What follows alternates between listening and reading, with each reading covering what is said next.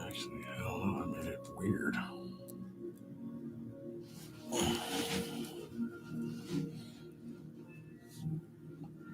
As we get suited and booted for the night.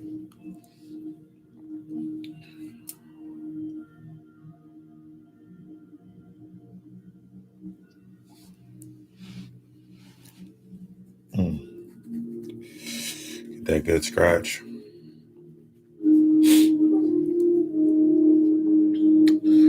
Since everything's doing good this time, I wanted to come back to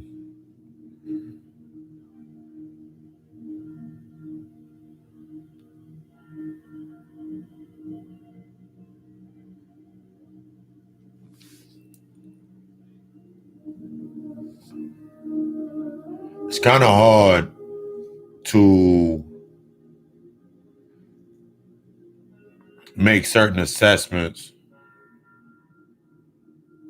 when you don't even know your authority, your inner authority. It's kind of telling when you are in a certain position with yourself, act in a certain way with yourself, move in a certain way with yourself, and you know that there's points to yourself that you haven't yet accepted. We're talking about when it comes to really doing the work. This week was another lesson in last couple of weeks. I just been sitting back, doing what I've been supposed to been doing. Others been doing what they're supposed to been doing. But then we're looking at the work itself, what the work is, understanding what the work is, understanding how this shit goes together. And it always perplexes me. I like using that word. It always perplexes me.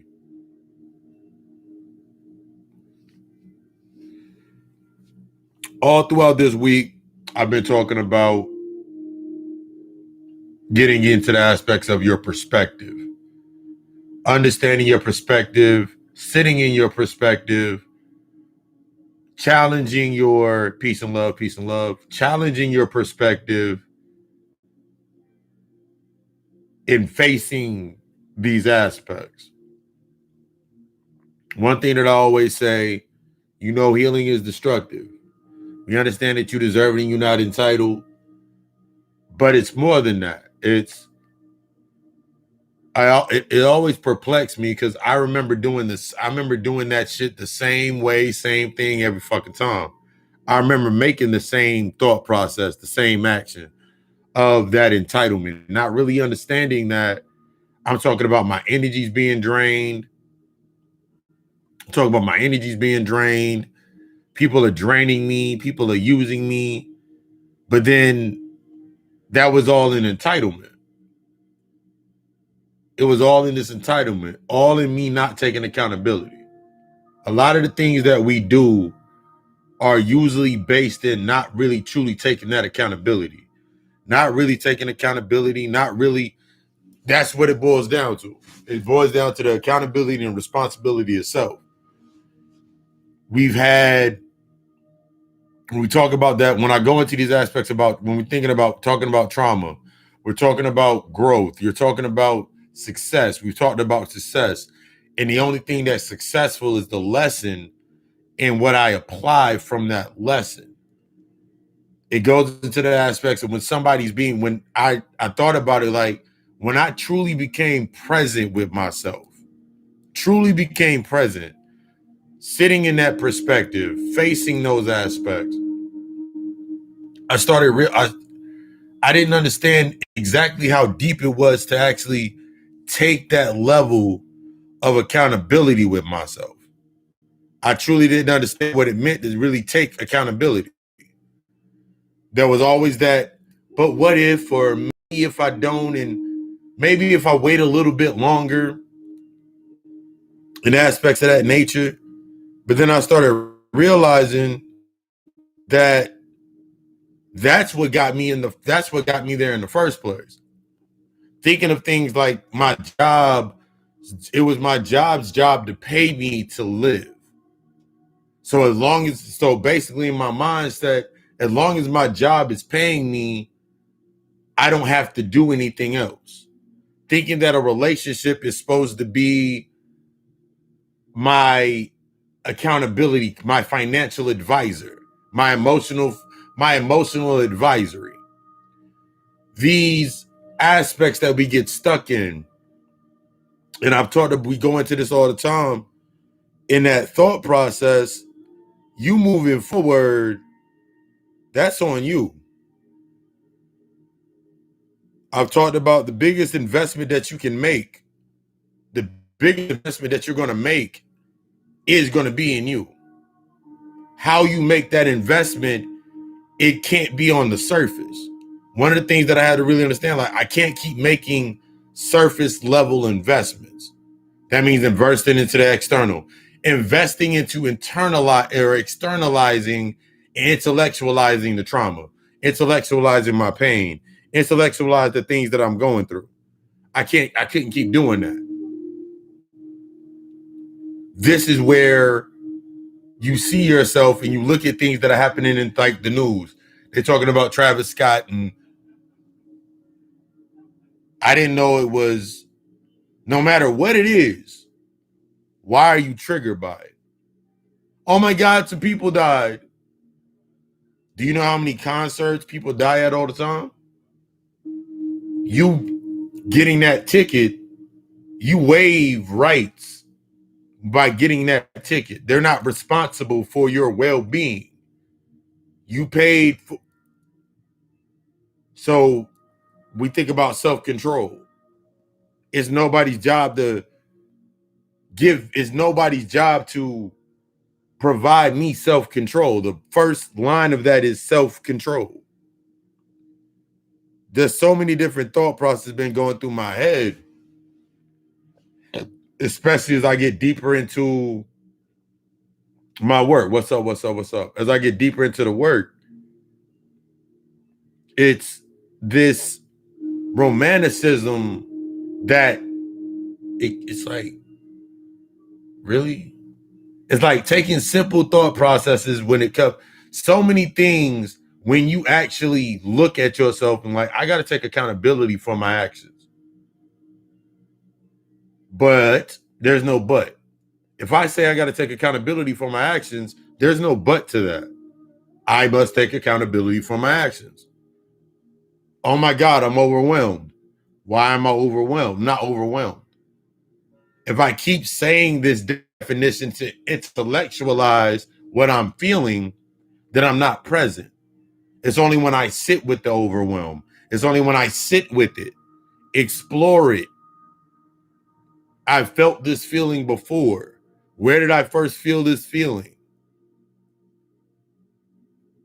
Instead of me saying, okay, cool, let me avoid it like I always do. Oh, it's nothing. It's something.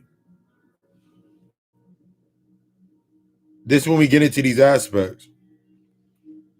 Jumping back and forth, with yourself, I'm going to do this now, and I'm going to, okay. You spend, most people spend most of their lives in that state of not taking accountability. I'm going to go do this. When this happens to me, then I'm going to go do this. Okay. You've lived your life the entire time. How has that worked for you? Most of us you live your life one way, one move. You've had one move. You've had one sequence. It's been one sequence the entire time. It's been one sequence the entire time. One move. You got one good move. You want this, you want that, but are you doing the work to match that? The videos that I posted on TikTok this week, we got deep into the aspects of there's a difference between where you are and where you're at. There's a big difference between where you are and where you're at. A lot of times we get stuck in this space with ourselves, not realizing that there is a big difference between where you are and where you're at and where you want to be. Those are three different spaces inside of a continuum.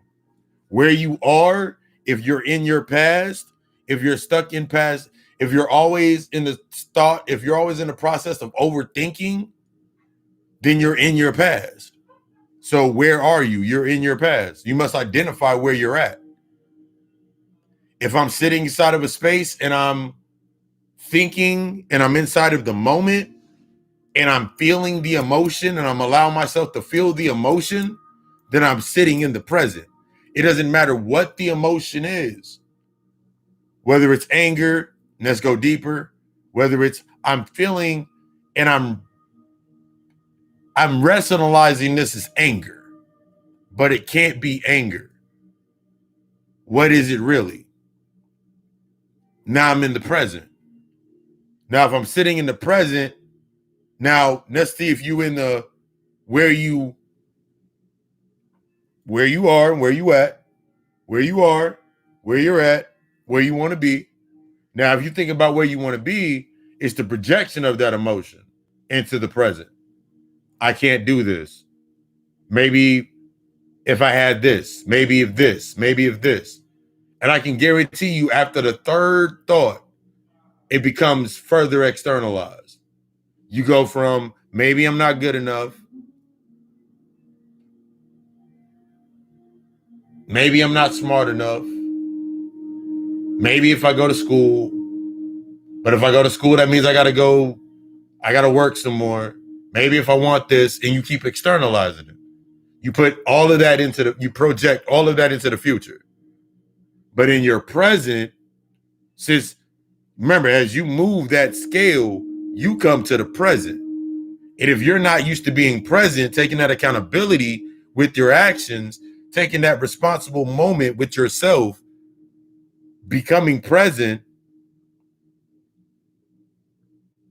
then what else comes into this space? This is how we define your addictions, your patterns, your behaviors, your habits. Every time you had a thought, what do you do with it? And we just keep going down and down the line. Scared, mad, upset. But that's feeding from something in your past.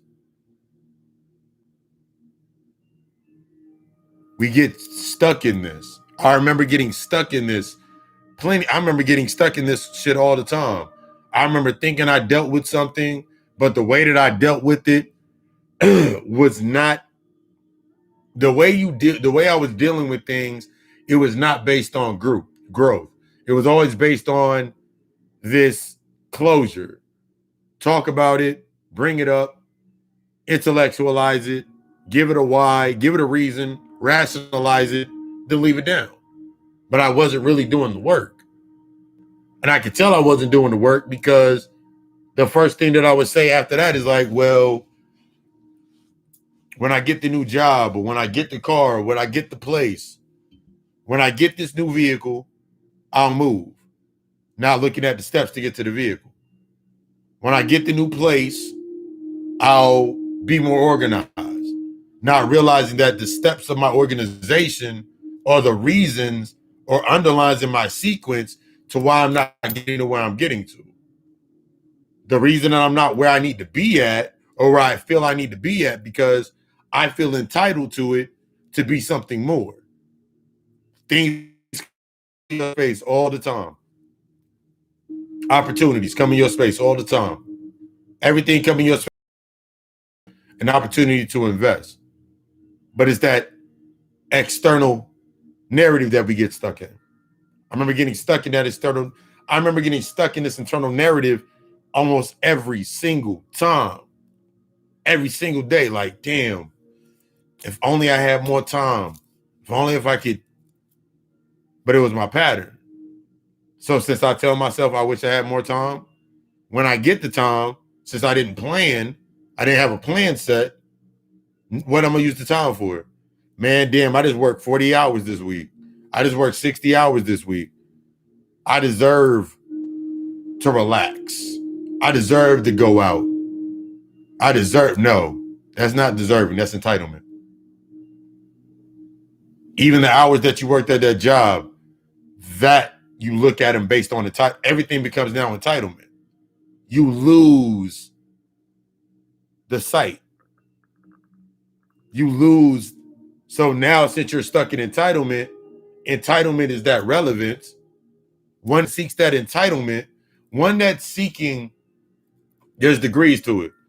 When I started realizing, the more I became present, the more I started realizing things were temporary, the more that I understood and I could be in that space.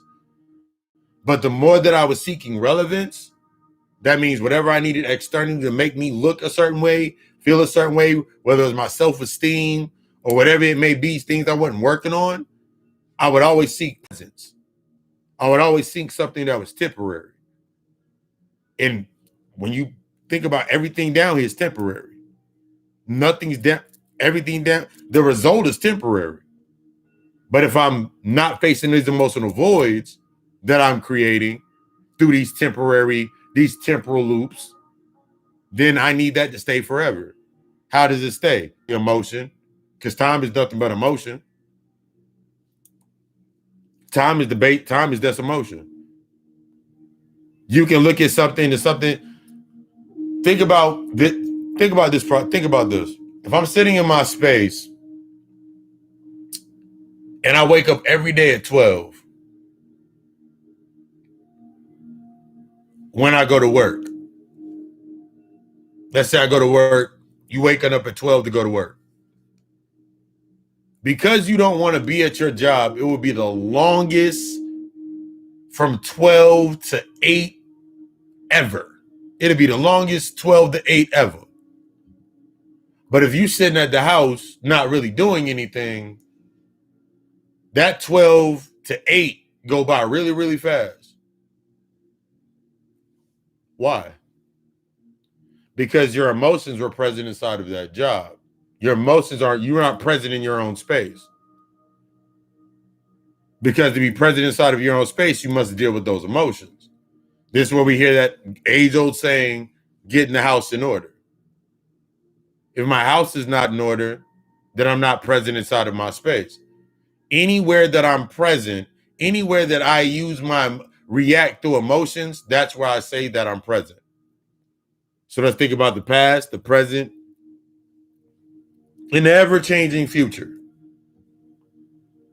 Most people live every day through their past. You could tell by their reactions. They're not used to presence. Even in your thought process, when you start rewiring the mindset, everything changes. I'll give it as an example. If you start reading about houses, real estate, read about the market, like fun fact about the market that I was learning a couple months ago. Spring and summer, that's when all the prices are the highest.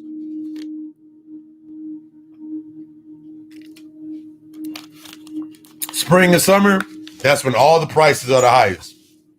It's hot.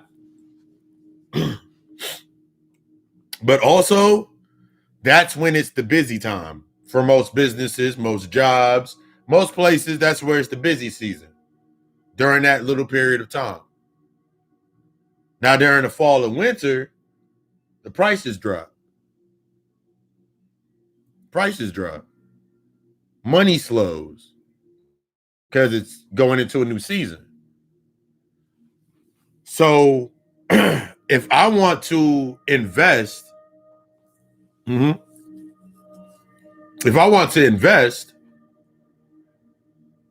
just say I want to move into a new place, I want to get a new place, I want to invest in some real estate, whatever it may be.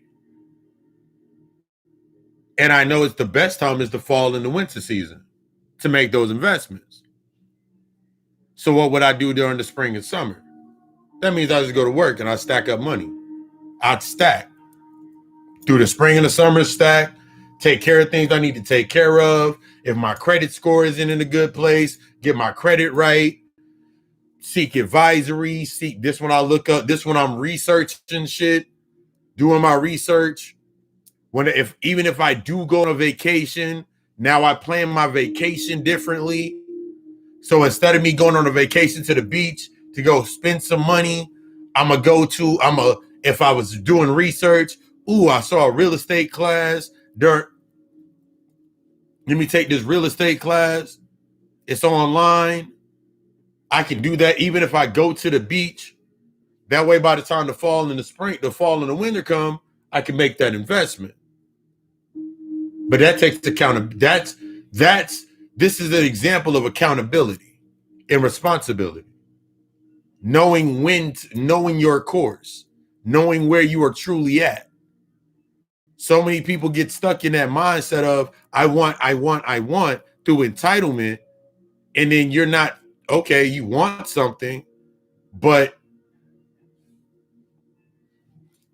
there has to be groundwork. I stress work. I would not be in the position. I would not be where I'm at without groundwork. The groundwork came after diving deep into my shadow. Once I started doing the groundwork, that was going deeper into my shadow. That was going deeper into response. That was going deeper into building something to be accountable for. Looking at what was already there. This is when I always talk about the aspects of your track record. This is when I'm always talking about your track record. Some people don't want to face their track record. You can tell when you don't want to face your track record because you keep trying to create shit in the present to stay relevant, to hold on to that good narrative. I was okay. So many times we get I used to get stuck in that pattern, stuck in that wheel. So when things came up and when it's time to invest, since I was not for myself, confident in myself, that's what reflected in whatever came into my space. Give another example. Think about this. If I don't have confidence in myself and I seek stimulation, that means I'm underconfident. What do you think the counterpart outside of me would be? Somebody to be extremely arrogant. Somebody would be extremely arrogant. Remember, you're not present. Somebody would have to be extremely arrogant. Somebody would have to be somebody would be extremely controlling.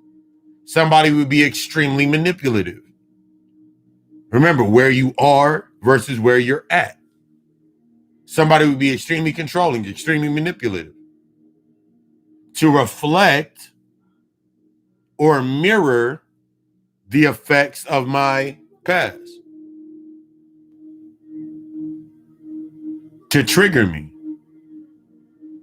Damn, this is what we mean by when you create your space. You created that whole space for yourself. You put that in motion. You set that up. No one set that up but you. You can sit there and be like, it's this hilarious to me. It's like mother be like, oh, it's satanic. What? It's satanic. It's the government. You blame everything else for what? You blame you not being where you want to be at on somebody else if they just do more. But meanwhile, are you really present watching this person do something? What does that say about you? If you're always able to say somebody, my uncle always taught me, if I'm always able to say somebody should be doing more, it's only because I'm avoiding me doing something. I'm not doing more. I'm not doing what I need to be doing.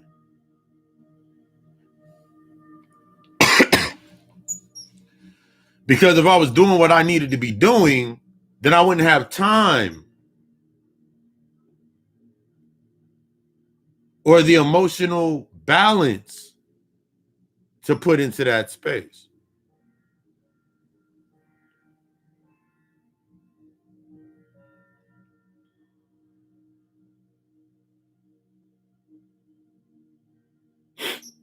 That's the change. That's the investment. I made like examples. We doing a lot of examples tonight. Motherfuckers will spend 8.5 hours within a day, within a total of their day, watching videos of cops harassing black people and say something needs to be done.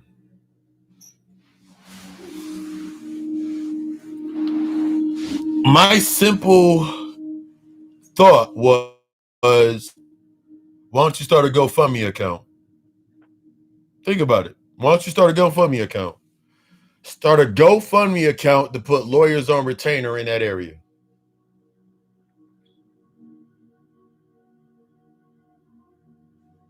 Research the lawyers.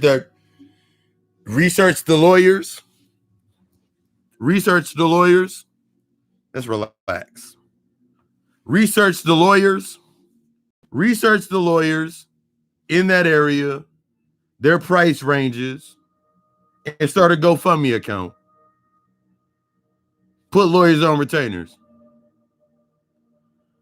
If I'm complaining about my neighborhood, my hood, my community's trash, we need new buildings, we need new, same thing.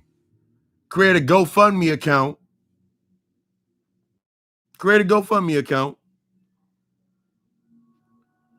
Put contractors on retainer. What's so hard about that? Here will come the excuses. Man, if we do that, ain't nobody gonna buy in and ain't nobody gonna save no money in it. Ain't no one gonna put no money down. $10 a day is $300 a month. $20 a day would be $600 a month. If me and 5 other people put away $10 a month each for 30 days, that's $1,500 a month. Instead of me thinking that that's not much, that's where I start. Because if I can see myself doing that process, let me go read some shit. Let me go read. Another opportunity come up. You got somebody that just finished HVAC school and finished their trade. Hey, you about to go to school for that. It's been 3 months. No, yeah. It's been 4 months. We got $5,000. Cost $1,000 to send that nigga to. Cost $1,000 to send this month. He need $1,000 to go for his tuition. Invest in him.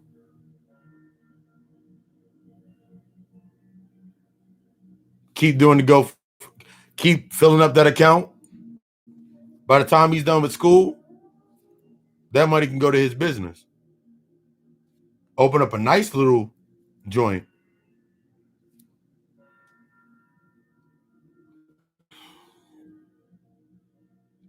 I'm tired of excuses.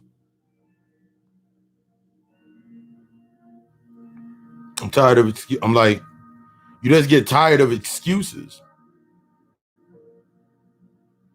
This place costs this much. We need to have this much to do this. All right, cool. Well, we know that place costs that much.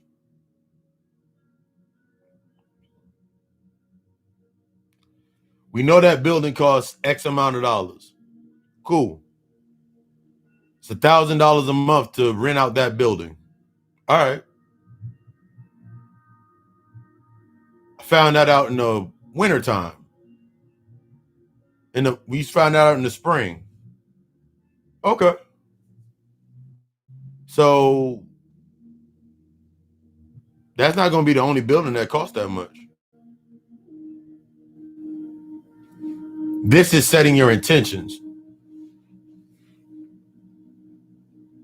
I'm just tired of that shit. This is setting your intentions. This is you making the investment. You'll get up money to go fund some bullshit, or to run away from problems.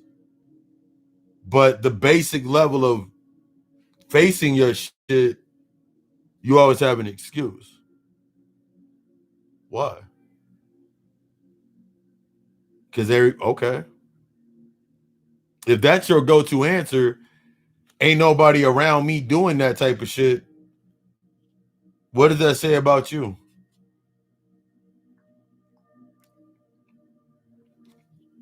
The common go-to for most people is, well, I'm doing the work. I'm doing the work. I'm going to work. I'm doing this. I'm doing that. Okay.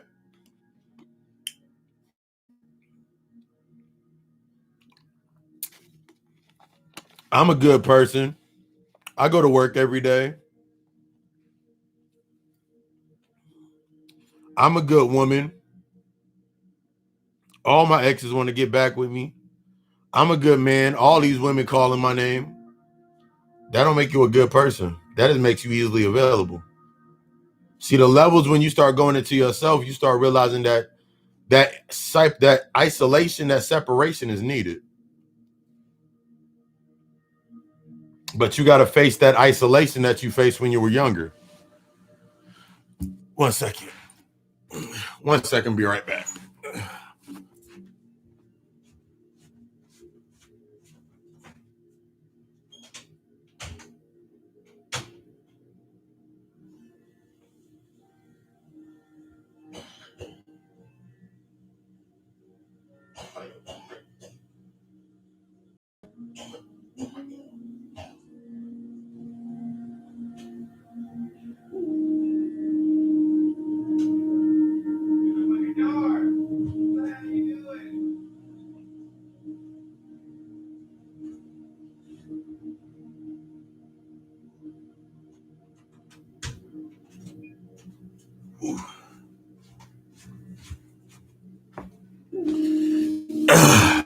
I ain't want to let that loud burp out on camera like that. That shit was hard. Shit, that burp was hard. Whoa. And let that burp come up. But yeah, when we're looking at these certain aspects with ourselves, looking at that aspect with yourself, there it is. Looking at these investments inside of ourselves, learning to ourselves. Everything down here is, I always talk about this. Everything down here is based on emotions, emotional intelligence. Without that emotional intelligence, you're not doing pretty much nothing. Without taking accountability to your emotional intelligence, you're really not doing anything. All you're going to be doing is intellectualizing. It sounds nice to, I'm going to do this and I'm going to do this and I'm going to do this. Okay. What is the plan? Well, when I get this amount of money or when I get this, stop saying that shit. That's a trauma response. That's a trauma response based off your survival of that lack mentality. When I get this, the reason that it keeps coming up is because it's time for you to do it. The reason it's coming up is because it's time for you to learn the lesson. The reason that shit keep popping up the reason that shit keep coming up and you keep having all these chances is because you're looking for it to be what you want it to be. It's exactly what you need it to be. It's exactly what the fuck you need it to be. It's going to force you to face yourself. There's not there's the way that you've been doing. Well, I work and work and work. I work. Okay, cool. If you go get if I thought about it, I was thinking about it earlier, and I was thinking about because for a while, like you think about that business mindset, and you start thinking about all the things, the intrusive thoughts. Look, you allow these energies into your space, and how you're filtering these things out. And I was thinking for a good couple of months, I was like, yo, this ain't doing is doing it.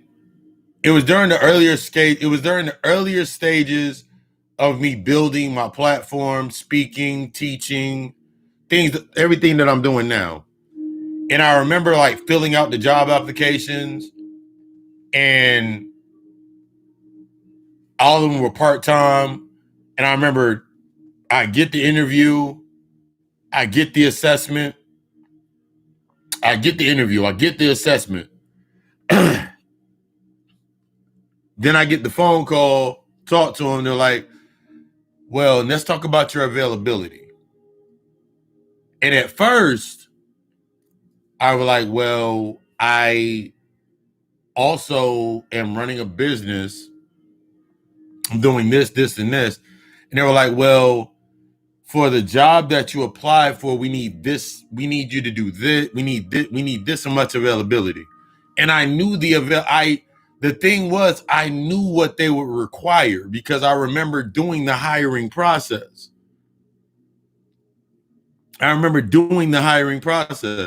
They need you to work weekends. They need you to work nights. They need you to work certain days. I knew the program. So why was I getting disheartened? Why was I getting upset with myself? Why? Because I was distracting myself. It was an aspect of a distraction. It was the emotions that I didn't yet deal with yet, of going to that next space, going to this level, going to that next level. Then I started realizing, I was like, I said that. Then I sat there for a moment and I looked and I was like,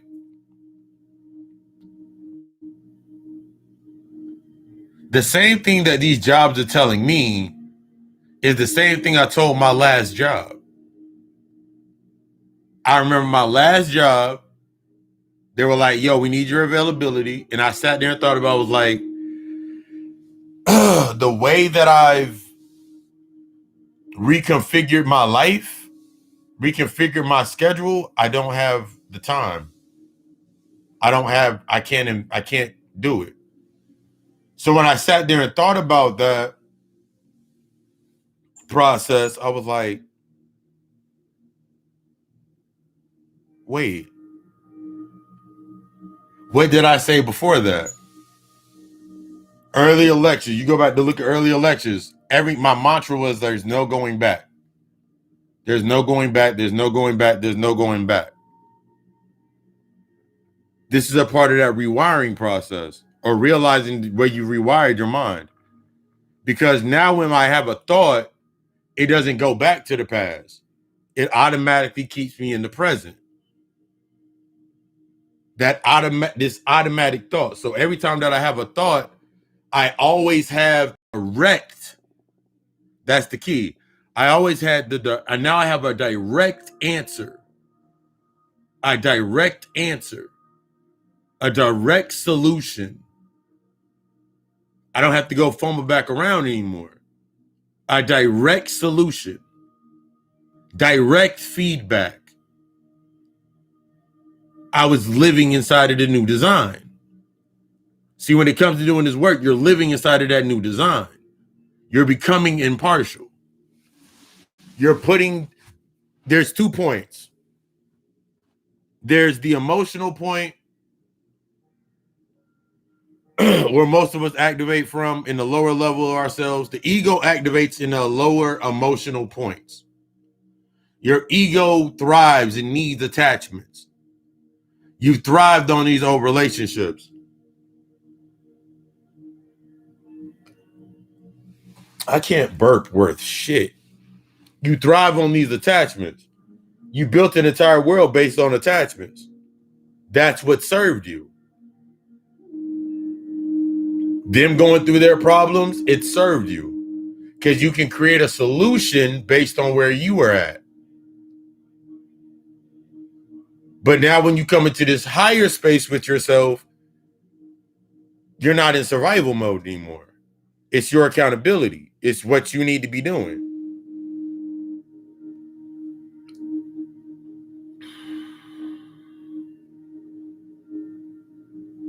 Can't burp worth shit. It's the accountability now. As you start making those adjustments, everything around you is going to do exactly what it's supposed to do. So that's what you start looking for. As you're going into the shadow to face your negatives, what do you think you will see outside of you? Negatives. Your brain doesn't compute negatives. The mind does not compute negatives. The heart holds negatives. That's why your mind repeats it. Think about it like this. If I say right now, don't think of an elephant, what will your mind do?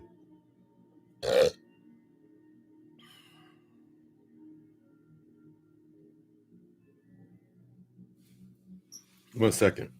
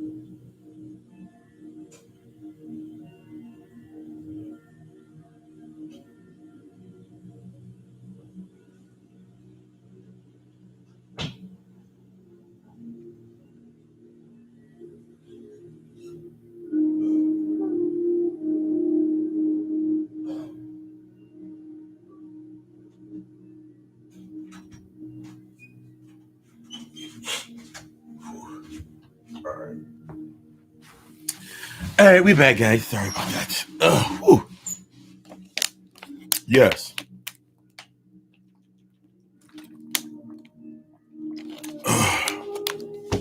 You built an entire space based on attachments. That is your negative. Like, as I just said, like if I said right now, hey, don't think of an elephant, what are you going to think about? You going to pretty much, you might think about the elephant. If I say, look at a skier, think about how a skier doesn't hit trees. It's not by saying don't see trees. It's about paying attention to your path. Whew. It's about looking at, it's about really assessing your path. Where are you at? If I concentrate on, when I was concentrating on everything else, the bills, all I saw was bills. When I thought about wanting something new, I neglected where I was at. I was not present. The simplicity in you being present is your key. The simplicity in you being present is your key. The negatives that you have been avoiding will naturally play themselves out into your space. You want to move forward, you want to become better, but you're confusing better with being good. We confuse doing good with being better or doing better. No, or becoming better. That is not how it works. There's so many different narratives that we've gotten stuck into. When we're talking about reprogramming, really reprogramming yourself, rewiring yourself. These are the things that we're looking at. These are the things that we deal with. Whenever we're inside sessions, if you're in the chat and you've had sessions with me, every time you come into the space, it's a whole bunch of emotions that come to the surface. And then slowly through the session, we start breaking it down, getting you sitting into your perspective. Now you're sitting in the side of that new perspective.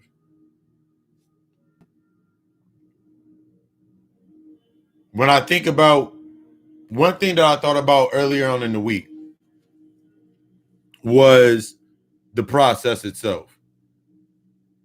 The process and then being able to add to that process.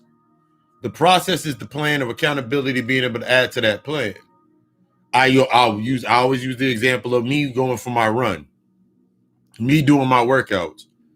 I had to first understand that me doing my workout is me. Why am I doing my workout? Why am I going for my run? Why am I going to go do push-ups? Why am I doing my calisthenics? Why am I doing my workout? Until I understood this process, every time, because the old pattern of process in my mindset was, I want to go lose some weight. Where do you lose weight? At the gym. So now everything that I would invest into was going to the gym. So as long as the gym was open, I would go to the gym. But also in that same stream of thought, as long as the gym is there, it is not going nowhere, I can put it off. See how we make decisions automatic thought? Because now I'm looking at my consistency. But now that I'm doing my runs, I'm up 4:30. That's my magic number. Waking up at 4:30. I'm out the house by 6. I'm on my run. I've been doing my run. I've been doing my workouts previously for the last 2 years. So now in my run, now that I got my phone's in play. Who's hitting me? Now that I got my phone, now I'm like, hold up, wait. I have all of these thoughts going through my mind. I've talked about this before. I have all of these thoughts going through my mind, all of these downloads, all of this good information. Why did I record this video? That was a process because I was like, I'm thinking it's too dark. It's gonna be too jumbled. It's gonna be too. But I was like, why am I thinking this way? See, even when you have done the depths and dive deep into your shadows with your work and you've integrated certain shadows, you come into the transmutation process. Because every time that you take on something that is from it a new as you're now in the present of your new perspective, you're bringing things into your space. Those things are teaching you still this ongoing process of the lesson. So now I'm sitting there like, wait, I'm still thinking about acceptance. I'm still thinking about how I'm being accepted. How am I going to direct this? I'm sitting in that space, but I'm present. See, the key is becoming present. Since I'm present inside of that moment, all of those feelings I understood, all of these emotions and feelings were temporary. All of those feelings and emotions were temporary. The same way that I started my process, my path, is the same way that I continue when I add to. I take what's needed and I throw away the rest. So now, you see, if you follow me on TikTok, You see TikTok, that's basically the rough drafts. That's basically the rough drafts. 6-part, 8-part, 9-part video, break it down, edit it, put everything on there, put it on TikTok. That's around, so about 9 o'clock, 8, 9 o'clock, I'm doing that editing of the video. There's nobody to do the editing for me because I'm learning it. But another part of this process, and I always talk about this, you've always been on your path. You've always been on your path. Unconsciously, you've always been on your path. You've always been where you needed to be. Because I was tripping out this morning. I'm up at 6:30, and I was sitting there doing my edits and sending out emails and doing all my check-ins. And I'm like, this reminds me of 2007. This reminds me of 2013. This reminds me of when I was managing.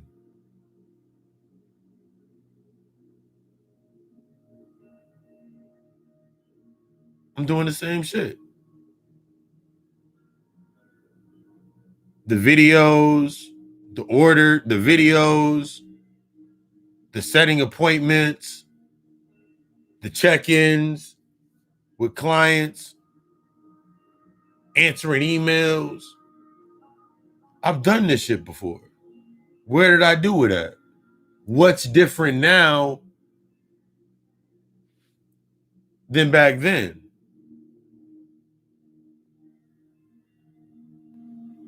I'm present now. I'm in a state of understanding that I'm self-actualizing my life. I'm taking full accountability of self-actualizing this self-realization of the space that I'm in. So I can enjoy it and look at it and like,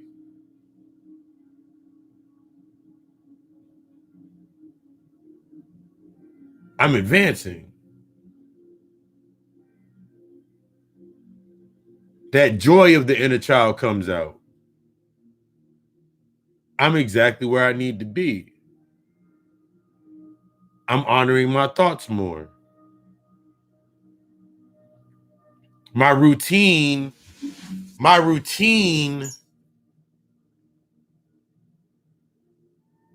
is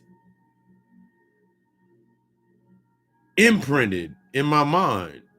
When I think about certain things, my mind doesn't go into the past nearly as much.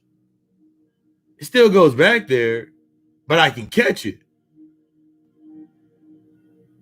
This is that process. All of the fears and the insecurities and the doubts and the guilts have to be assessed in the present moment. One of the things that I debunked a long time ago when it came to healing was, I just want to put it in the past. You've been putting it in the past. That's why it keeps coming up. I just want to put it in the past. No, I want to put it in the present. The same way that I have an argument about some external shit is the same way I need to treat my work with myself.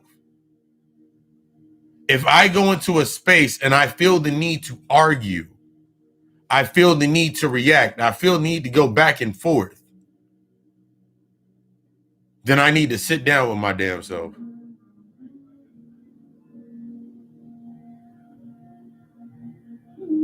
Because all I'm doing is seeking relevance. All I'm doing is I'm romanticizing my thought process. So many times I sat there and romanticized my thought process. Well, when I get a couple more dollars, I'm going to end up going to here and do this. And I'm going to travel. And I'm going to do this. And I'm going to do this. and I'm gonna have the 2.5. I'm gonna have the nice little 3. Okay. Wishful thinking, visualizing it. I can't see it. I couldn't see it. This is when you depend on the physical. If I ask right now, what do you know what your emotional authority is? Would you know what it is? Your emotional authority is found in your human design. Like, for example, my human design is a manifestor generator. My emotional authority is sacral. My sacral motor.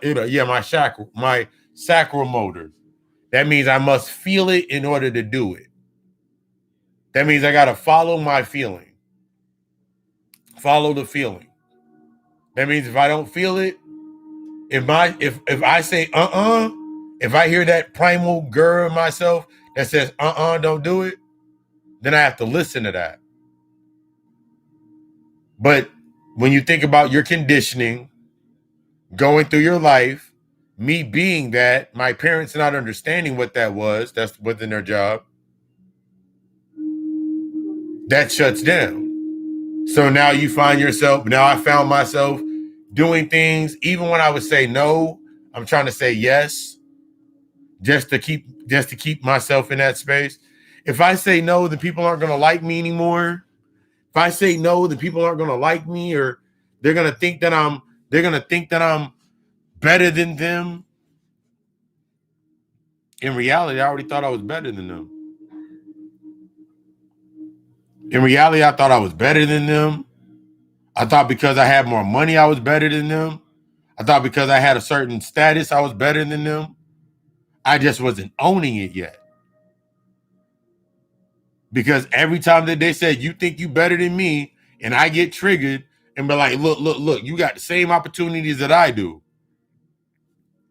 It was a trauma. It was me living inside of that trauma response.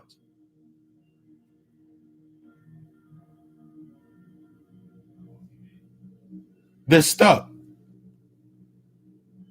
There's people out here right now mad about the jab. I made a post a couple weeks ago. Some of y'all needed that to sit the fuck down.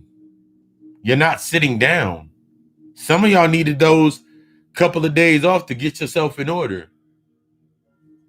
Take gratitude for it. Gratitude for everything.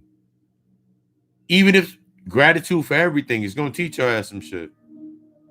But if I'm sitting in a space all the time with myself and I'm not really taking this gratitude, or I'm not learning anything, I'm not applying to anything, that's how you intellectualize your physical. That's how you get stuck in the physical. That's how you get stuck in that. That's how you get stuck in that physical and get played out. I remember it's a very therapeutic session for me. I had a lot of realizations over this week.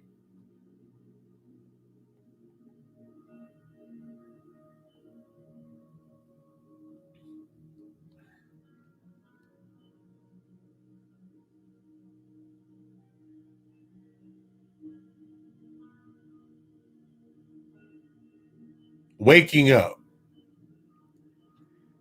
Simply waking up it feels so good just to wake up. I no longer think like I got to get out of here. I got to get out of here. I got to get out of here. Like, I legit love waking up. I legit love waking up. I legit love the space.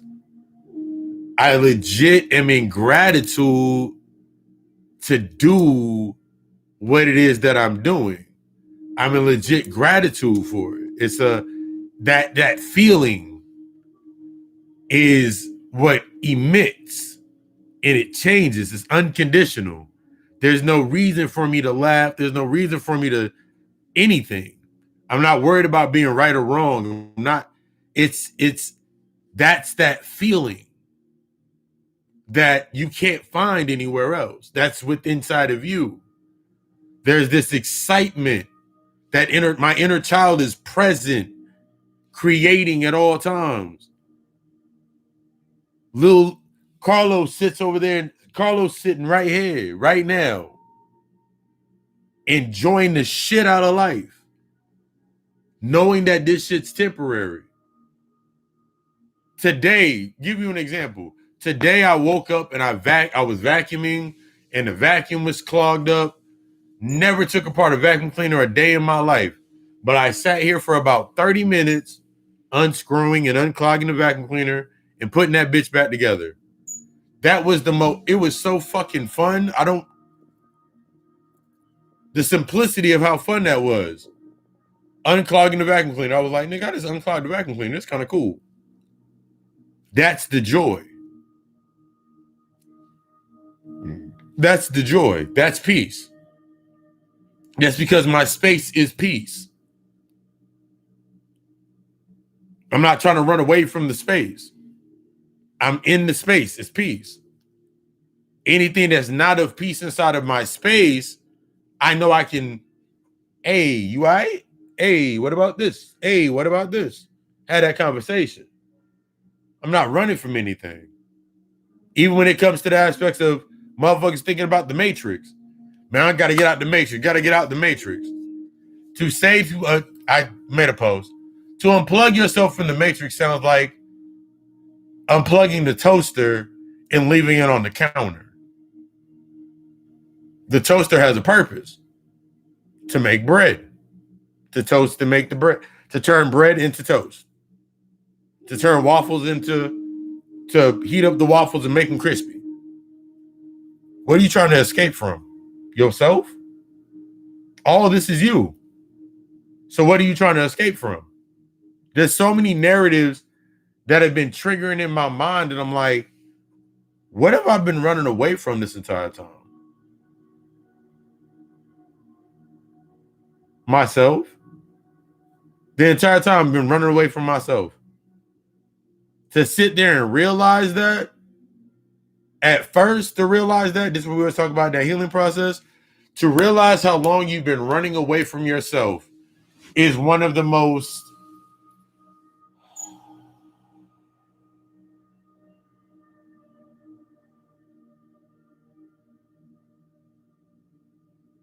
destructive of thoughts ever. To legit sit there and realize that you've been running away from yourself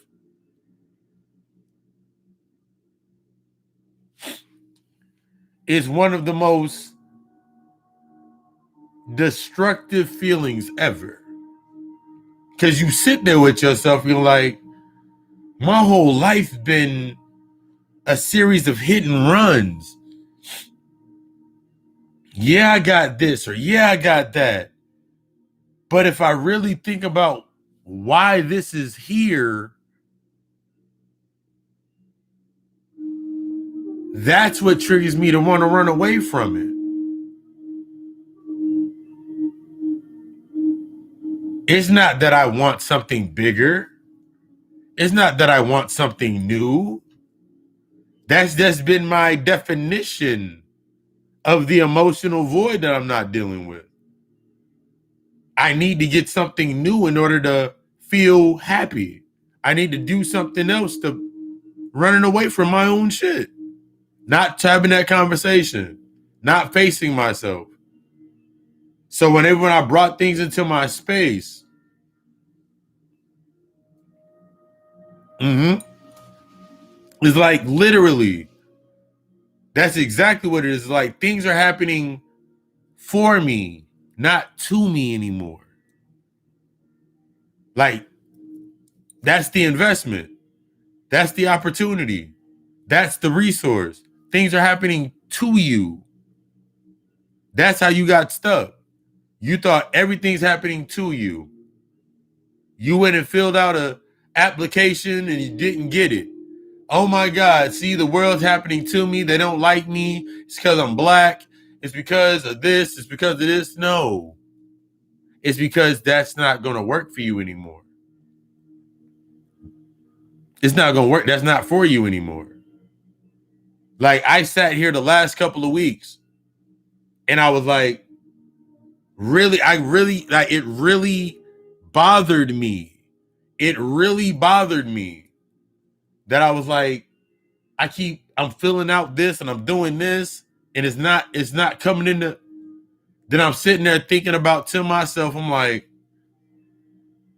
I already spoke that it's done.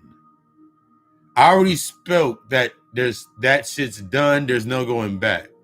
I already spoke that. This is the result of me speaking that. Instantaneously, to what it seemed like, 2 opportunities came across my table. One came one day, and the next one came the day after. I have 2 speaking engagements. One is a more private affair, speaking engagement, and the other one is in Detroit in March. And I was like, those are at the top of the year. Those are at the top of the year. February and March. Back to back. February and March. I'm sitting there like,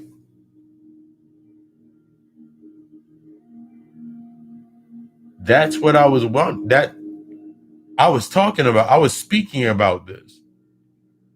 I'm thinking about every conversation that led to that moment to stay present. This is how you start to stay present. I'm thinking about every conversation that I have with myself. I'm thinking about Mondays, my visualization Mondays. I'm thinking about my Mondays or days when I'm done with my winding down from the day. And I remember sitting in the dark, whether it was the living room, back here in this space, sitting down and interviewing myself. Have you ever interviewed yourself? Sitting down, having a whole interview with myself. Sitting down, having an interview with myself. And I'm like interviewing myself with myself, talking about the podcast, or I'm talking about my services, or I'm talking about what it means that healing is destructive or you're deserving.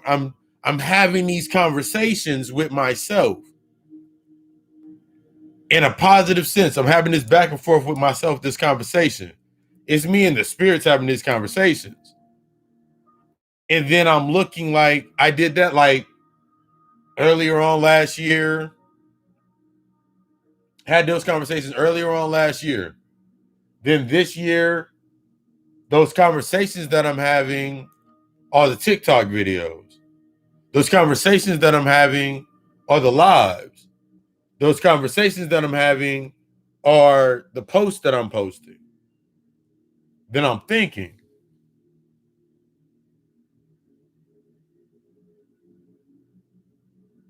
I'm programming the space. I'm literally using mind control one-on-one. I'm literally using the 48 laws of power. I'm literally using the information. I'm literally using it in real time. When you realize this, that's when you start to make the changes. See, the old mindset through survival is you want to realize that before you make the change. You want to recognize that before you make the change. You want to have the recognition before you make the change. That's not how it works. That's not how that shit works. You'll have a breakdown every single time when you're not living inside of that space, when you're not present. In order for you to do what you need to do, you got to be present. And I'm sitting there like, damn, I'm legit doing it. I'm not speaking about the path. I'm sharing my experiences about the path.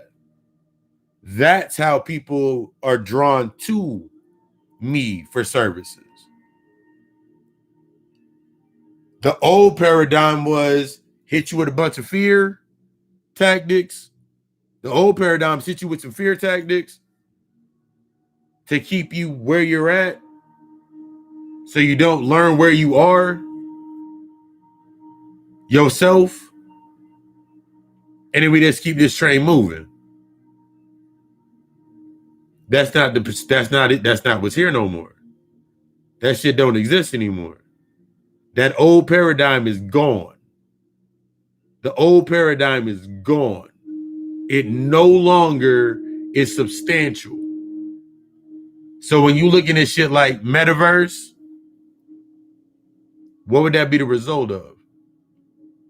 A whole virtual world. How many times did you hear Bobby Hemmett say that this is the illusion that's in your dream world, the real world? What would be the result? See, when we're looking inside of our spaces, the result is exactly what it is. Exactly as you stated it. It don't look the way you want it to look like because your intentions and your energy isn't clear. That's why you're getting what you get. Because you're thinking about where you're at, not where you are.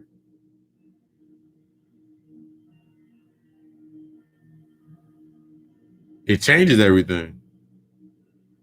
Like right now, I'm in the equivalent of about 8 grams of shrooms right now. That's how I feel right now. Like at this moment, I feel that would be the equivalent of 8 grams of shrooms. Take 8 grams of golden teachers, penis ivy, penis envy. That's how I feel right now. That's how I feel 90% of the time. I can go back to my childhood and remember feeling like this.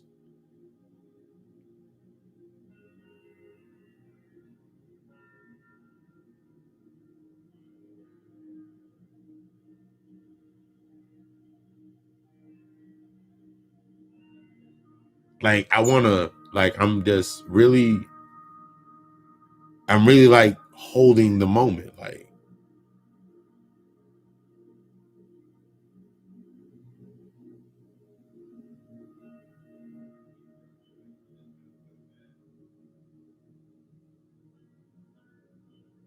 this shit feels fucking awesome.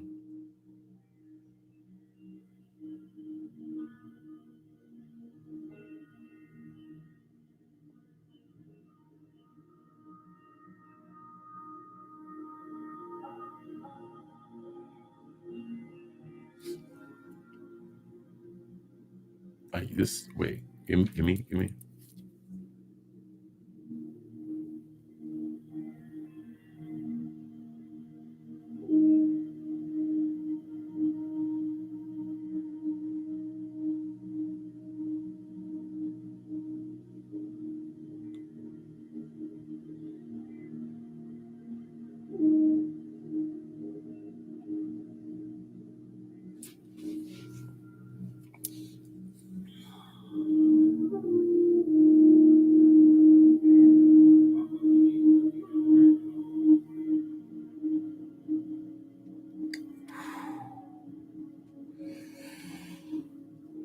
Whew.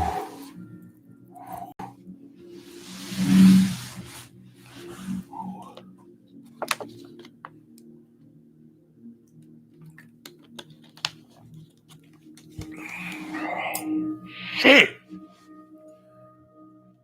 We'll tilt this down because I just wanna, I'm just gonna lay here and just relax.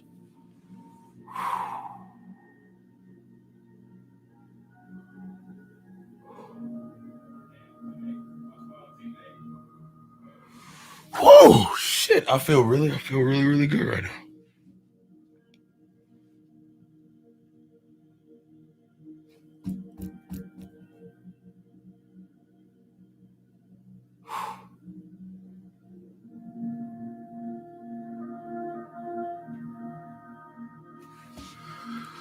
Ooh, wait. Let me just. Grand evening. Ooh.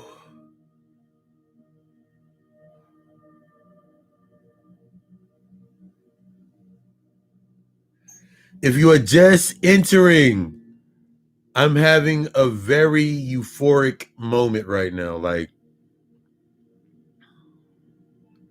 we're talking about emotional presence, the power of becoming presence, the power of that gratitude. And like right now, I feel like extremely relaxed. Like extremely relaxed.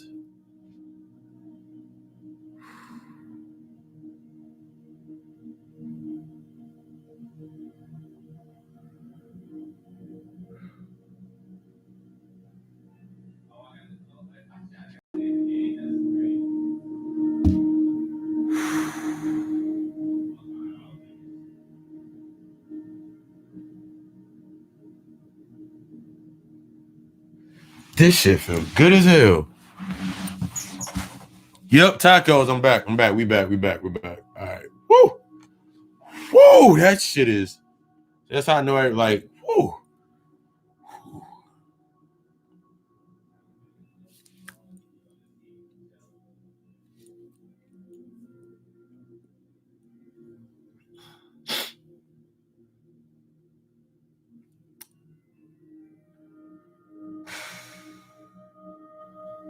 This shit is beautiful.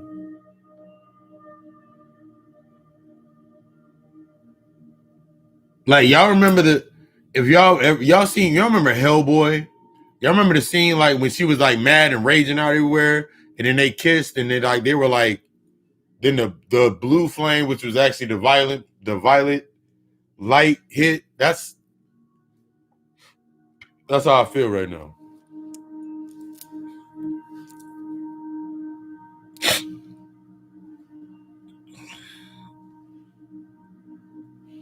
If I wanted to explain what being an empath is, we got to understand there's levels to it.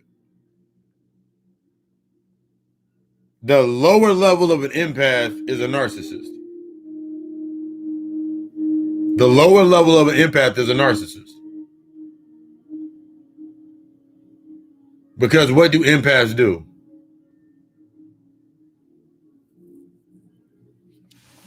I'm in that. This shit feel good as hell. Whew. Whew. That was that last. I feel like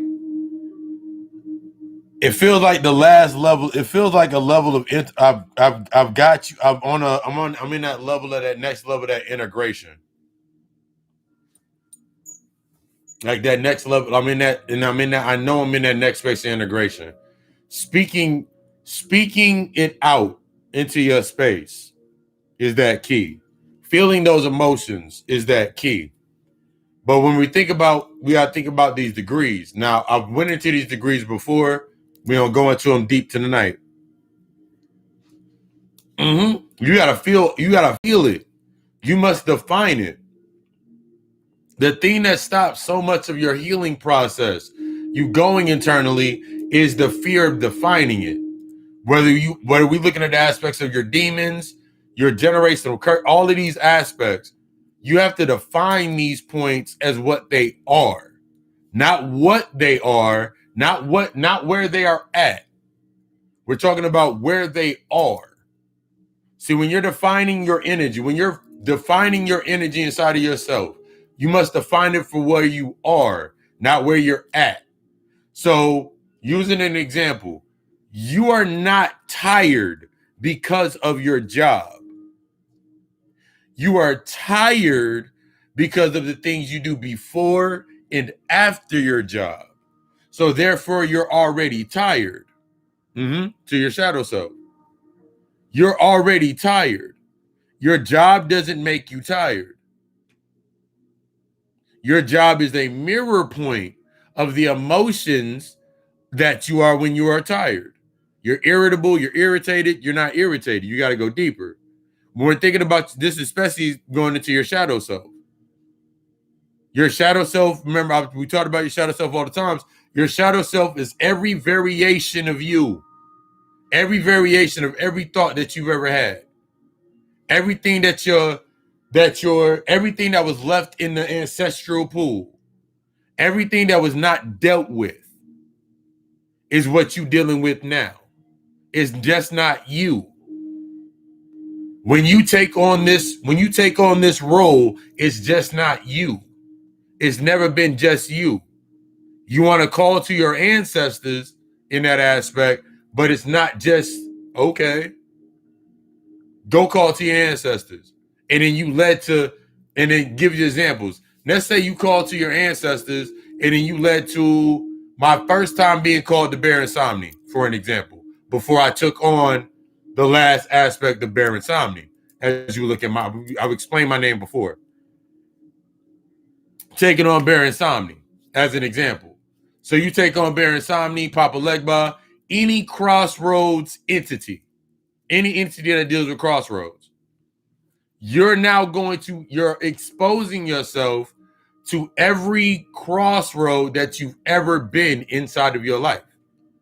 Every life cycle that you've been in, you're coming to all of those crossroads. The energy of every crossroad that you've ever been at in your life. Every crossroad. Every decision you made at every point at every crossroad in your life. Every emotional point is now coming to the surface. Let's bring up your chart. Here's your course. That's what you're looking at. This is why I'm always going to say healing is destructive. Because you got to deal with all of your courses, not just the ones you want to pick and choose. But man, 2003 was a good year. But 2004 sucked. You won't have 2000. You're not going to have, because of 2003 is why you have 2004.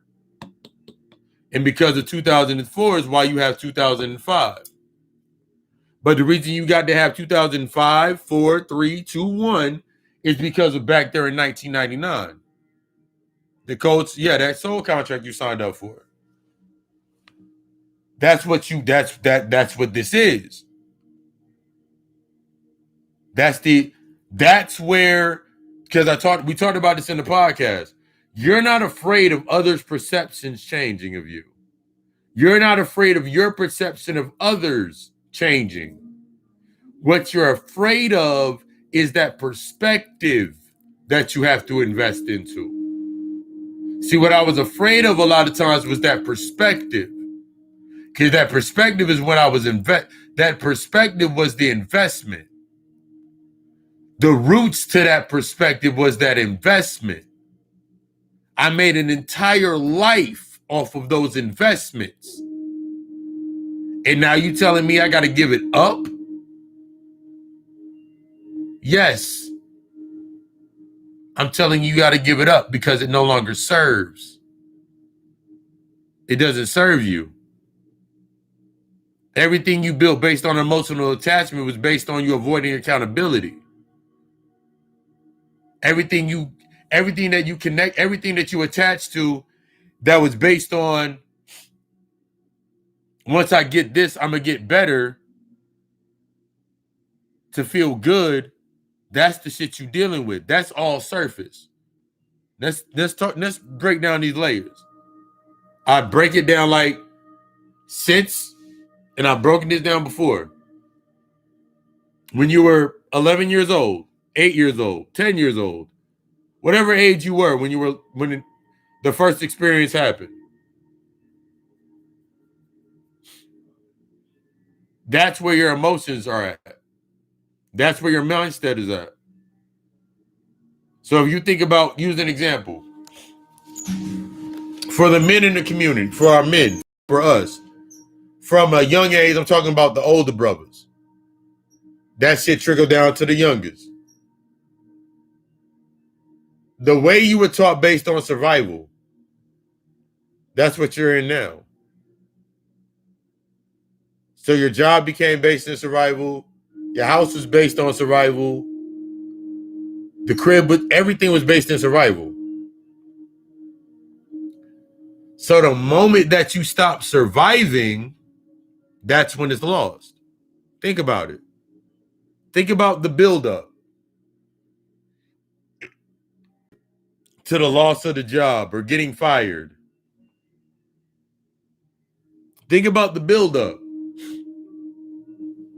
to the ending of a relationship, friendship. Think about the buildup. Think about what came up before that. That narrative had to survive.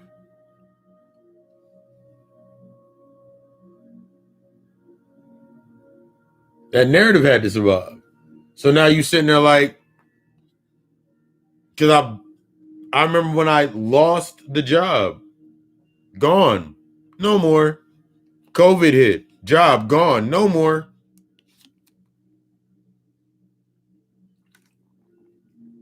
I worked 2 more weeks before they shut it down. And then the unemployment came. Since my mindset was in a new space, what I use my unemployment for, building the aspects of the company, building the business, investments. That was the opportunity. Now, yeah, I did go on a vacation, but it was only after all of that was done. Only after I did all of that when I actually took that point. I've broken this down in earlier lectures, but like, that's what you're doing. This investment into yourself changes the narrative of what you were used to. Facing yourself, your eating habits, your sleeping habits, how you wake up, what you do when you wake up, all of that goes into question. Not just some of it, not just the parts that, well, that's a good moment because I like doing that because okay, why are you doing it? What does it mean? What's the definition behind it? Why is that the best time of your day? Let's build on that. Why is that the best time of your day?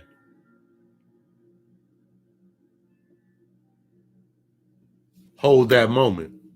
Let's study that moment. What leads up to that? See, that's the key.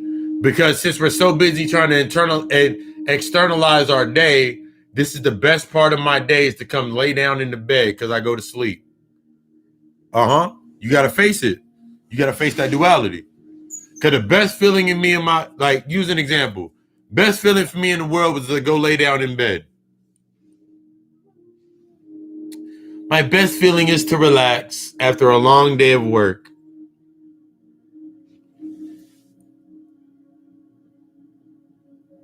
Okay. Sounds good. Sounds simple enough. But what about when I don't go to work?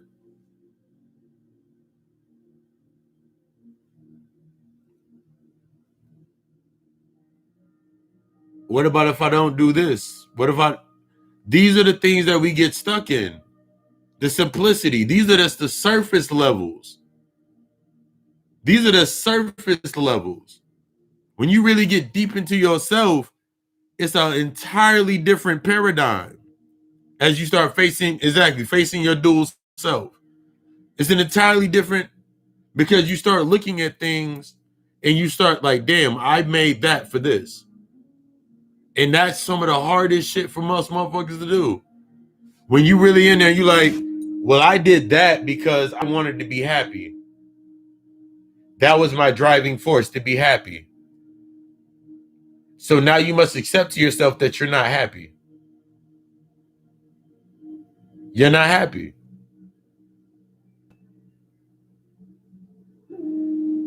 You must accept that the relationships that you built were reflections of the relationship you learned from your parents and how you learned as you came up. And that's how you learned what you thought was love. Because you thought love was peace and love was kind, and love is destructive. Love is the destruction that teaches you peace. Love is the destructive energy that teaches you happiness. Love is the destructive force that gives you the example when you go outside and you see a tree breaking through the ground, and so you can love the shade. Now I'm under this shady tree. It had to be destruction to make that happen. Your definition changes. As you start rewiring this mindset, that subconscious, you start dealing with all that chatter. Your definition of success changes. Your definition of what you allow into your space changes. It goes beyond you saying to yourself, hey, I'm going to burn some sage. I'm going to keep sage in the car. I'm going to burn some sage. That shit don't matter if you go right back into the same space that you said you were presumably burning the sage for. See, you just intellectualized, romanticized it.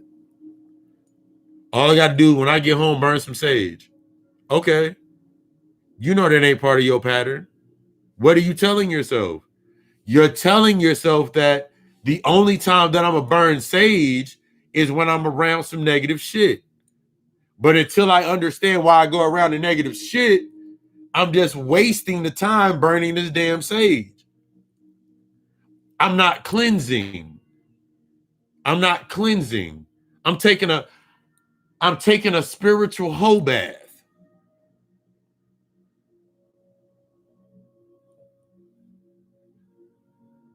I'm taking a spiritual hoe bath. If I'm got my stones or my crystals, I got my stones and my crystals with me. This love and light shit, yeah.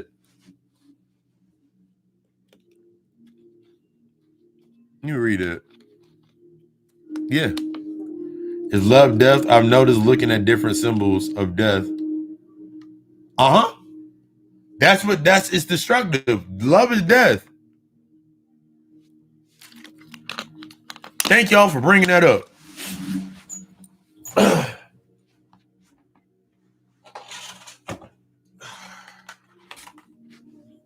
Today on my walk, I went to the store, grabbed some stuff, and the Halloween counter, the little Halloween stand that was sitting in the middle, this mask was $3.99, 70, it was 99 cents. And it was speaking to me. I was like, it said, bring me home. Nice little mask. This is death. This is death. If you do not understand the aspect of a skull, what the skull represents, as an example, I've broken this down. We don't do it tonight. The skull represents skill. The skull represents skill.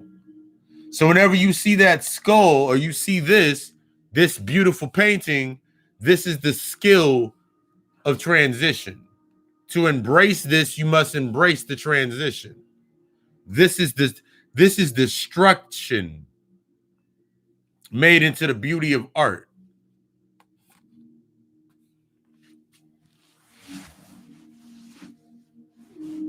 This is comfortable. I could sit. Earlier when I was doing my meditation before coming into this, I stared at this. I had it sitting up here, and I just stared at it, and I gazed into it. It was dark, so I'm looking at it, and I'm gazing into it, and I'm seeing myself. I'm becoming one. This is me. This is me. This is me. All day, every day. This is me. This is my true face.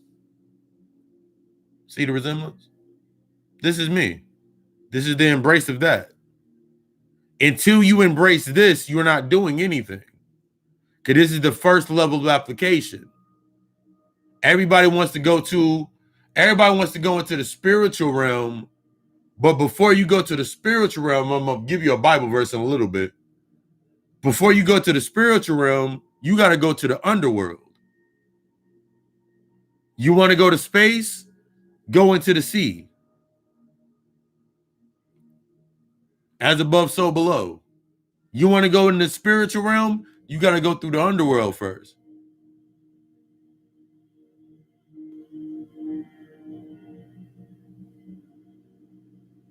What did Jesus do before? When Jesus died, what did he do? Before Jesus could before Jesus can transcend and go sit at the seat next to his father, sit in his seat, what did he have to do? He had to go down into the depths and bring up Lazarus or Lizard or the Kundalini. He had to raise his Kundalini energy before he could transcend.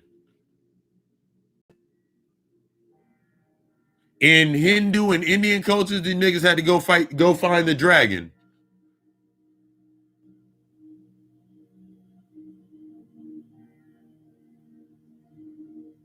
What did you think the devil going to and fro was meant?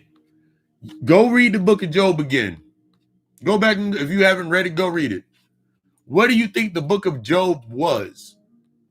The devil going to and fro from heaven to hell, back to earth. And I can whisper in his ear and make him worship me.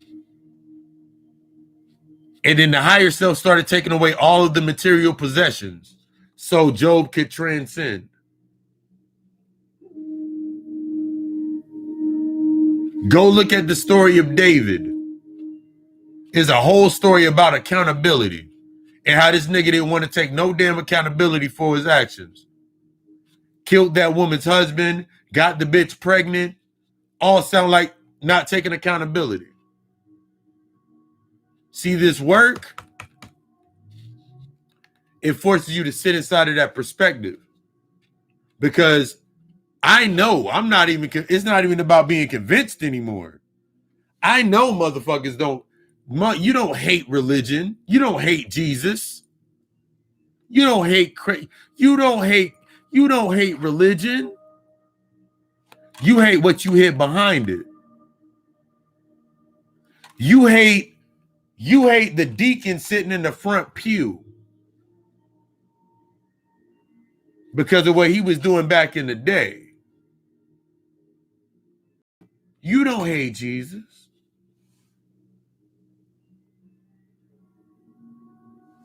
I remember I bypassed this whole space and thought about it the other day.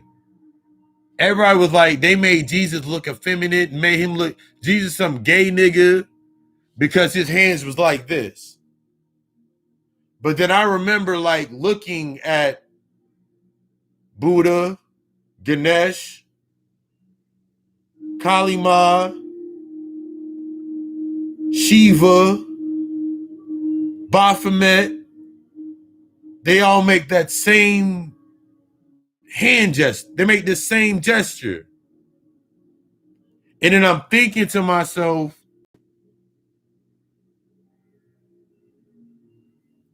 Spirit hit me with like, niggas love giving away their power. Because if we say there's nothing new under the sun and we're the original creators of everything, and these niggas haven't created anything, they only can create based on from the original. They only can create based on from where they're at. And then if I look at Jesus making it dissolve, coagulate, I'm looking at Ganesh, dissolve, coagulate, and removing obstacles. I'm looking at Buddha, dissolve for nirvana, coagulate, remove. Below is to coagulate your ego, to above is to release to nirvana. If I look at all of these motions, it's all saying the same fucking shit. So what did I hate? Because if I got rid of my Catholic upbringing, me being raised in catechisms when I was younger, going through Catholic school, all the information that I read in the Nag Hammadi scriptures, the Book of Enoch, because we studied that in Catholic school. We got those books. All of that would have been on the cutting room floor.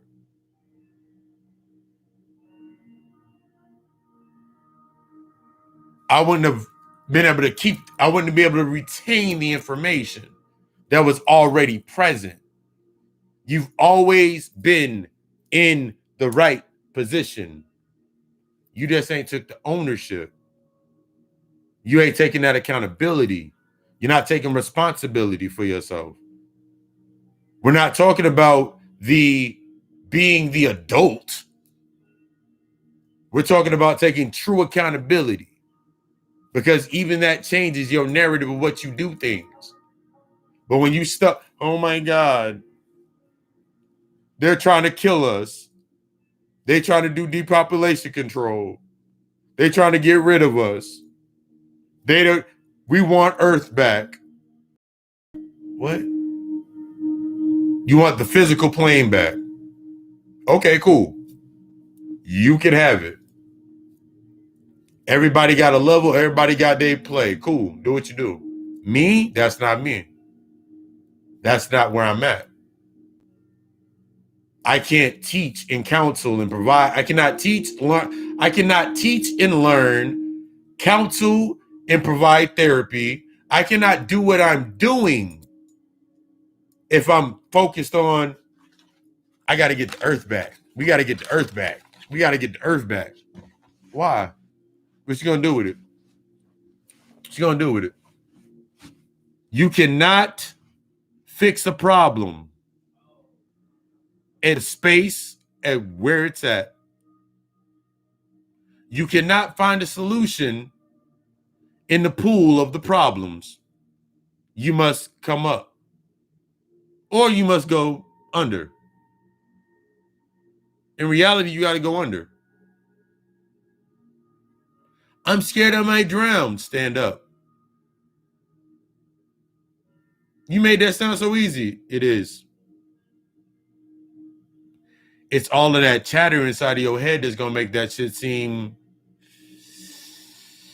harder than it is. Harder than it is. Harder than it is.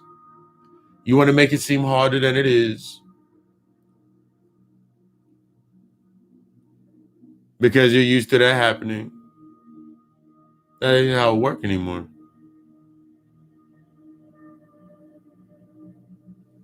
When you really think about it, there's kids right now on YouTube, on Twitch, on TikTok, making 1-minute videos that got over 1 million views and making an income. So, and they're happy. They're able to express their emotional literacy. So what's the root? See, these are the things that always go through my mind when I'm in my thoughts, when I'm thinking, because my mind's been rewired. See, that's that key. When you get into this work, you rewiring that mind. 90 times out of 10, 90 times out of 100, if someone brings something to me, I always can engage with a different perspective because it's unbiased. Unbiased. I'm not worried about, there's a difference between the degrees between being unapologetic and unbiased. I am unbiased. I am unbothered. I don't have to worry about being unapologetically anything anymore.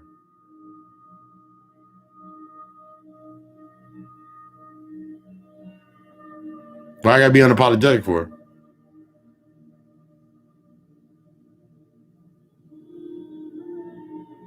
The highest rank down here is being a god.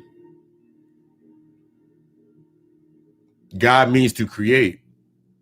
Some people cannot step into their godhood or their goddesshood or whatever they want to call it for the same reason they can't step into their king and their queen. They cannot step into their king and their queendom, their kingship and their queenship. Let's use those words. Because to be a king and a queen, you must take responsibility for all that you survey and make decisions that are based on growth and expansion. To be a god and a goddess, you must accept that you have created your entire space. You created everything inside of your space. Thank you. You must accept everything that's inside of your space. But that's where that deep down dive in your shadow work comes from. You still got regrets on the table. That's why you're mad. Still got guilt in your mind. That's why you're mad.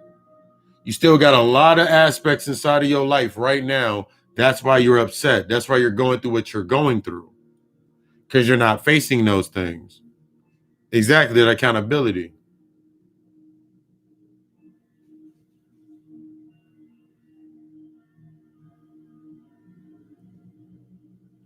What do you want to do? You've always had the same choice. You're always presented the same choice every time you reincarnate. We talked about reincarnation before. Every time you come back here, you have reincarnated.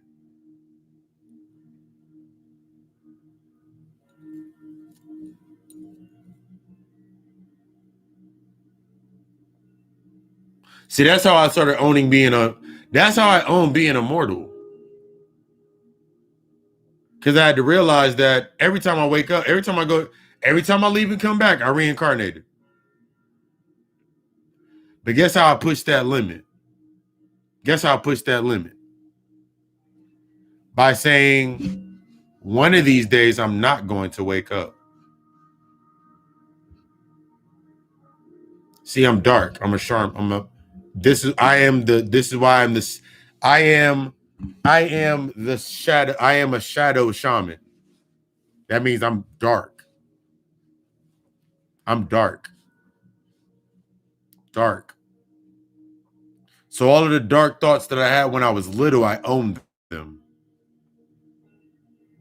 We're going through all of the chapter. We're going to go through as many of the chapters as we're going to get through to tonight. I was dark. I was a dark kid. Very, very dark. I always said very, very dark shit. I always said very, very dark things. I was an altar boy in a fucking dark ass cathedral. Like, it was bound to happen. I always had those dark thoughts. Thoughts about death. Thoughts about burning. All that types of shit. I always had those thoughts. And I realized why. Because ever since I was coming forth by day, I wasn't trying to lose this. I wasn't trying to lose this.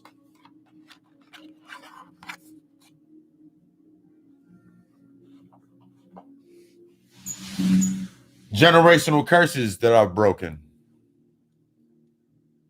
Let's talk about generational curses. One second.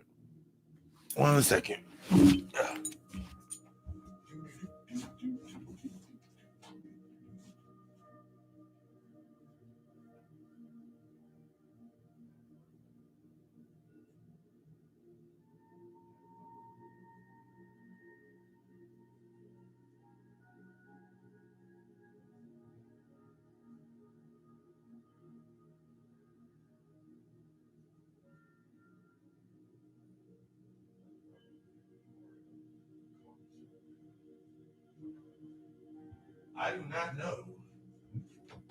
I don't think.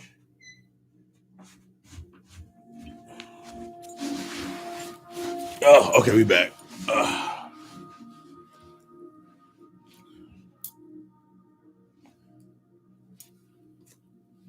Generational curses. This is a very important topic that we actually gonna get into. Generational curses. Understanding what a generational curse is. Understanding how you're gonna be breaking that generational curse. The generational curse is not gonna be that love and light aspect that you thinking that, ooh, I gotta be the first one to go make money and become wealthy and become rich and succeed. Generational curse could be something as simple and what we don't really be thinking about. If you think about it like this, I give an example. If your entire family, mother side of the family, none of them are married. They all had kids before they got married. So the kids' parents aren't the kids' mother, the kids' father ain't the kids' father, and things of that nature, or father side, mother side in that space. To break that generational curse, you might go through that experience where you have a you might have a child, and every child that you bear may either be a stillbirth, miscarriage, or end up being an abortion.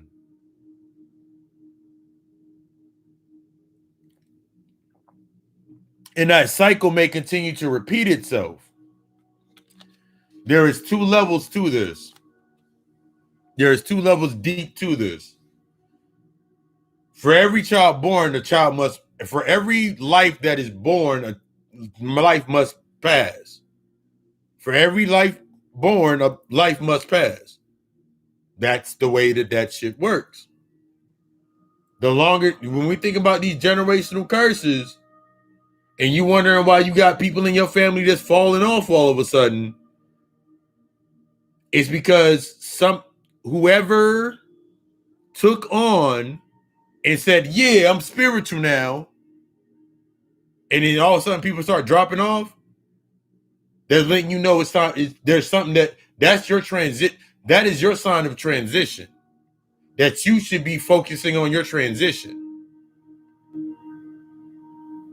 That's also on that same line that those bodies are, because that's the passing. See that these generational curses, they're not this love and light aspect. I'm gonna be the first one to get married inside of the family and go to college. It ain't that's surface level. We going deep down into that shit. Because some of these curses are gonna be you breaking that generational curse is gonna be some inhumane shit. It's gonna be inhumane to your humanity. It's going to challenge your behaviors as mankind. I've done it.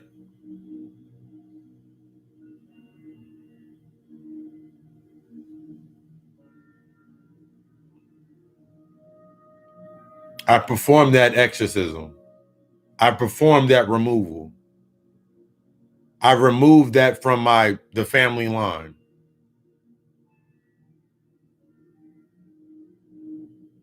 Now going forward, that won't happen. If it is to be happening, it would be decreed. It would be an instant death. There would be no more of the same shit going forward. That's when we talk about, everybody will be like, yeah, we going through. That's the war with yourself. All of this shit is a war with yourself. People that make the love and light answer of it spiritual warfare and then keep giving the power away. See, they keep doing rituals. You see what they did with Travis Scott. They did the ritual with Travis Scott. Y'all saw the swirling fire in the background, and then the 8 flames went off, and then 8 people died. Stop projecting your fear into shit. That's how you lose your power. You projected your fear into that. There's videos on YouTube right now. Motherfuckers brought down 18 different motherfucking videos.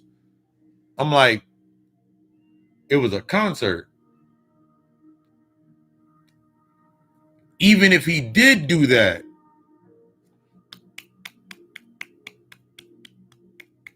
my hat's off to him. Oh my God, how could you say that? In order to keep doing what he's doing, he had to do what he had to do.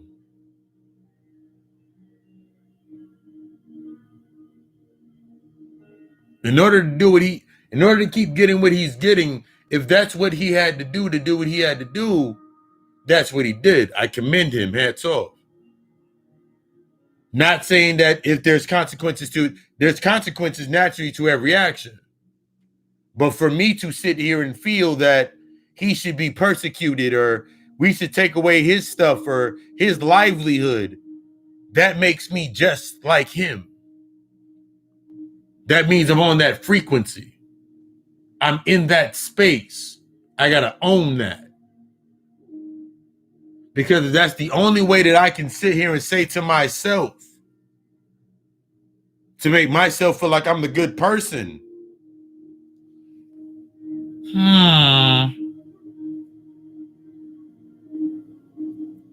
I'm just like him. I'm just like him.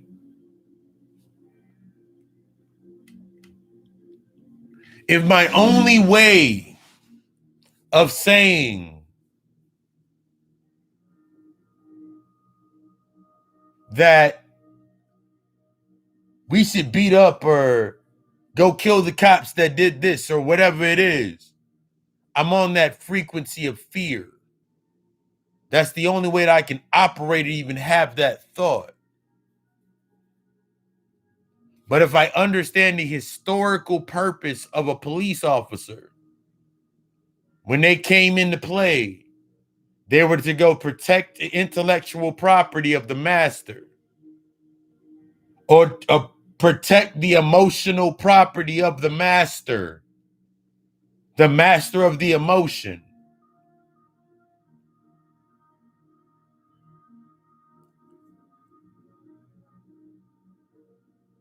Then all I have to do is show you a video. You get outraged. You get outraged. You get mad. You get upset. They need to be held accountable. They need to be held accountable for their actions.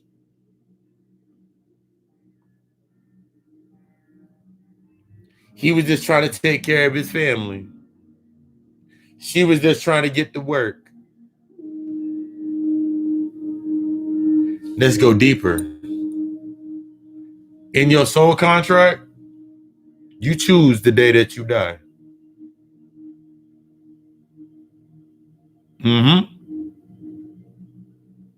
The thing about a ritual, don't matter what the result is, as long as there's a result. The thing about a distraction, don't matter what the fuck you say, what the result is, as long as you are distracted. I win regardless. If I sat here and said some shit that, I don't know, like I can't even think of some shit that I would say that would even make, but let me think. If I sat here and said some shit like, the earth is flat, and then gave all the information, and then I went on about my day, and then you came to me to say, yeah, I found some information, the earth ain't flat, it's round. I'm honestly going to be like, what? Yeah, man, I want to debate you. It ain't going to work. All I wanted to do was to see where you were at. I wanted to use the experiment. It worked. Congratulations. You're not where you said you were at.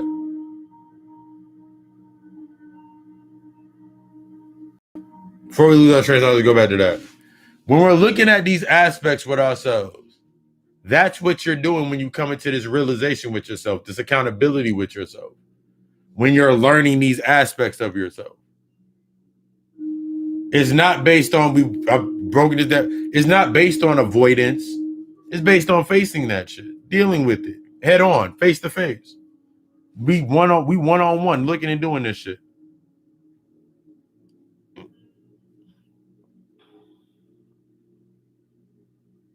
But if you're not used to making that type of move, what the fuck would it look like? Tacos. Okay, we back.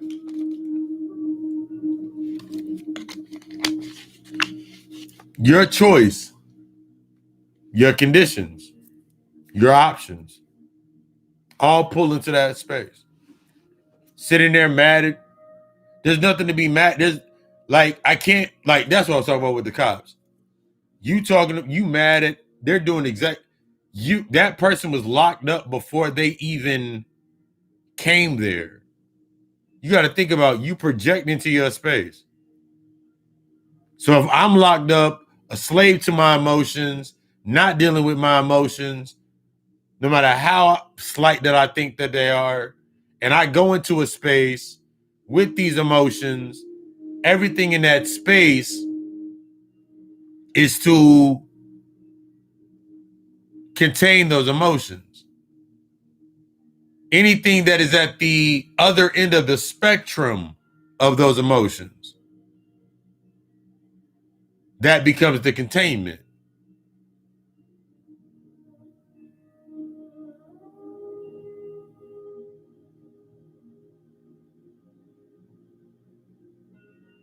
That's how you get locked up.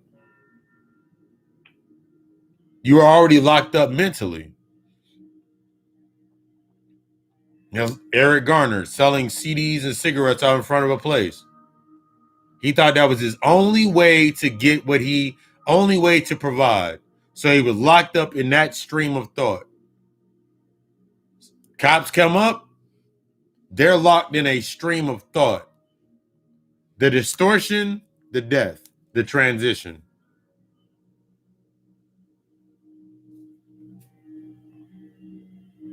Oh my God, they're okay. Bobby Hemmings said that shit a long time ago. Them motherfuckers is free.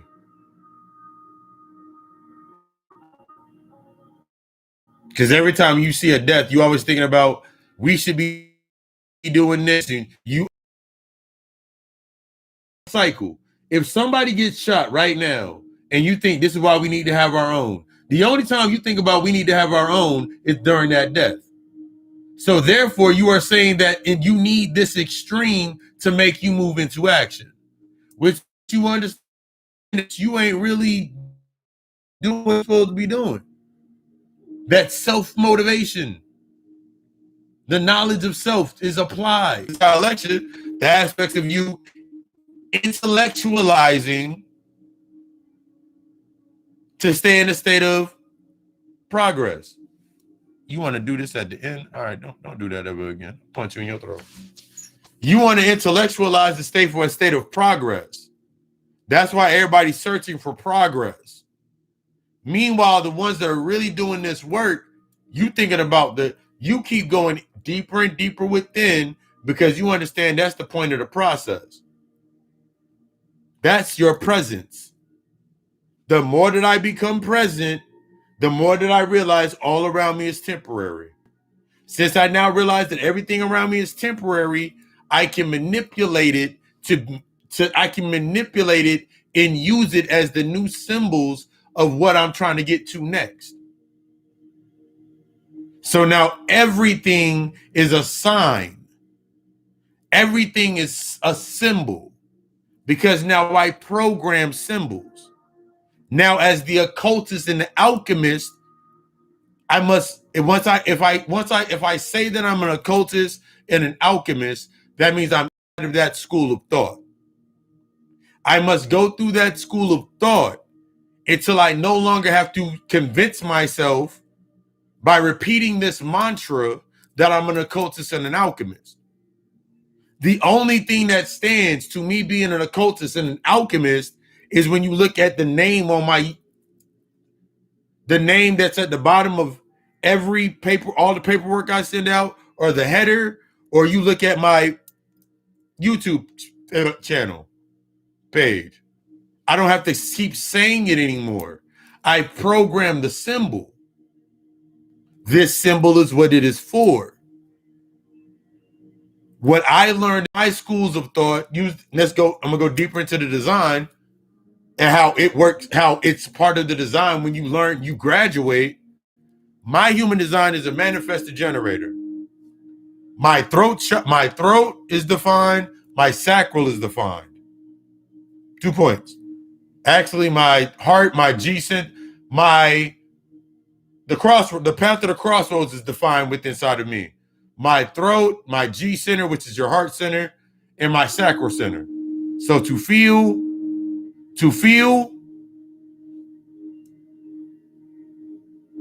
produce, to feel, to speak, to think.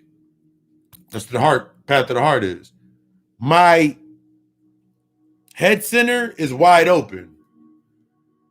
Only 3 or 4, 5, 6, 10. It's a very low percentage of individuals that have an open center that is defined, that has defined points within it. In my head center, it's 61, 67, 68. The occult, psychology, and analysis. That's what my head center is. My head center is wide the fuck open, but it has defined points in it. Let's go deeper into this human design, because if you're interested in a human design chart, I do human design charts. But with the human design, the open center is on side of your chart. Let me get the book real quick. I love the spirit.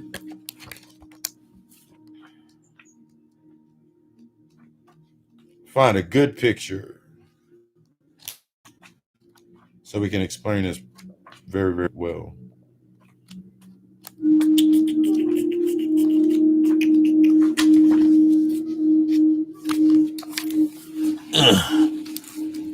Hallelujah. You see this page right here? This is your human design body graph. This is your human design body graph. The centers that are white are undefined. They're open. They're wide the fuck open. In your human design, as you're down here, this is where all external energy comes into. This is the Spleenic Center. The Spleenic Center is in the aspects of recovery, survival, caring. So if you have this open, a lot of y'all have this open center because every time you're thinking about survival, it goes through the spleen. The spleen, remember, it's the cleaning aspect. We going down here, that's the root chakra. A lot of y'all are in the root chakra space, whether this is defined or undefined. The author of this book is Linda Burnell and Ra Ruhu. I'm going to show y'all the names. I ain't spelling that shit. I'm going to give y'all the names. Linda Burnell and Ra. I don't know why Dark Knight came to my mind with that. I'm going to type it up in the comments after we get out of this. But as you're looking at your centers, my head center is wide fuck open, but my head center is also defined. That means when information comes into my space, when I get information and it goes through those gates inside of those points, the occult, that means naturally my entire life, when I see shit based on traumatic experience, I always had a suspicion about things. I always wanted to see something for what it was, or I had to care about it into that aspect because also other centers were open. But then I had to once I started doing that internal work, when I started diving into the shadows, I started understanding why I did that. Because of my open head center. I was more susceptible because of those open defined centers inside of my thing. No problem. Because of the open centers inside of my brain, I was more susceptible to the intrusive thoughts.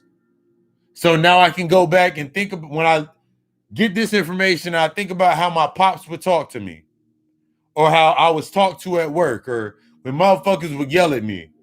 My gates being 61. Let's go to that gate real quick.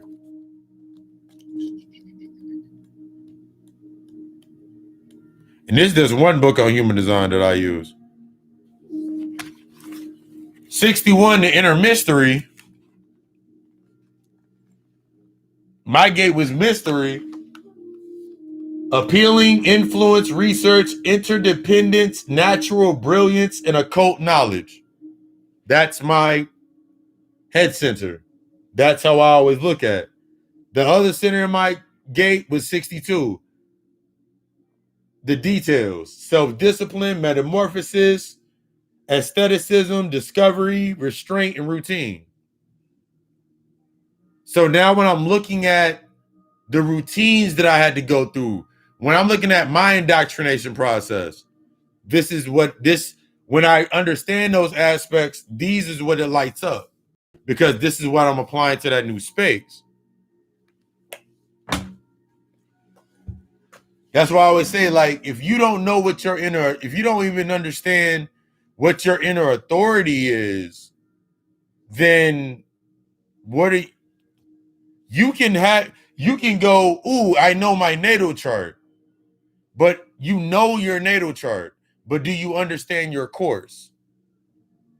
You know your chart, but do you understand your course? You know your design, but do you understand how you're fulfilling it? Your design on your course. Are you learning the lessons of the design, your design based on your course? The key is to understand that you've already done most of it. See, when everybody wants to think about you going becoming, just like when motherfuckers say I'm going back to natural, you don't go back to natural. No, you don't go natural. You go back to your natural state. You don't become spiritual. You're already spiritual. You're going back to the center point of your spiritual state. You're not going to go find balance. You're already in balance. You must assess your scales.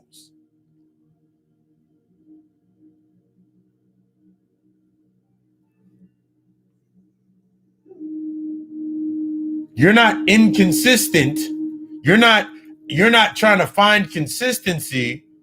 You must now assess your inconsistencies based on the distractions of comfort, based on you coming into that higher aspect of yourself when you're like, you know what? I'm doing the work now. So this disruption that's happening in my life is based on me learning this new discipline or applying into my discipline. These are the aspects. You already was there. See, when we keep thinking about because we want to keep externalizing it. That's the whole, you want to keep externalizing it. I'm a king. Okay. Bitch, call me a king. Call me a queen. What have you surveyed? Call me a god. Call me a goddess. What have you created? Have you owned the things that you've already created? Can you sit there and say that you own that white people are your kids? You created them. You created mankind, your behaviors, your patterns, your habits, in order to learn your mankind. Your humanity, your ego, the path of your heart, the feelings, the emotions, they coincide with your mankind. You went through mankind as a child. Think of a baby. Baby does pure behaviors, actions, no words, grunts, cries, squeals, shit out ass. That was mankind. That was you as mankind. That was your experience as mankind. When you became older, when you became a teenager, all those feelings, the hormones, all that shit, that was you going through humanity. And I'm gonna break down how this coincides with that was your humanity. In your adulthood, that's your kingdom, that's your queendom, that's your godhood, that's your goddesshood. That's why you feel like you want to create everything. And now let's go into the synonymous factor of at age 12 is when you entered the mystery school. In age 12, you entered the mystery school. At age 33,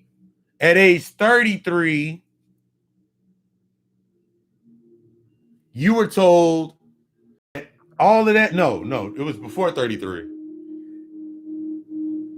When you went through the mystery school and you came to a certain point, the motherfucker came, all the teachers, all your guides, hi, I'm a guide, all your guides told you all that shit is you. Every principle that you just studied, every God, everything that you just studied is you. And then that was when you became 33. Let's talk about the Jesus story. In order for you to become these things, you must die.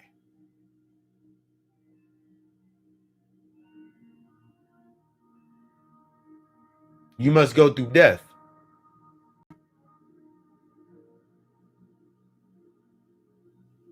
Now, if we use that as your basis of groundwork, because you can go further, we can go further back.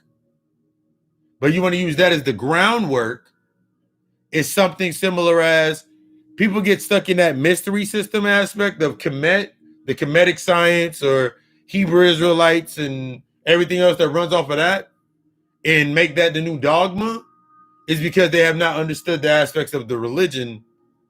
They came from religion in that point. So now we understand why they battle back and forth. They still stuck in a bias. They need them, and them need they. They need each other to exist in that space.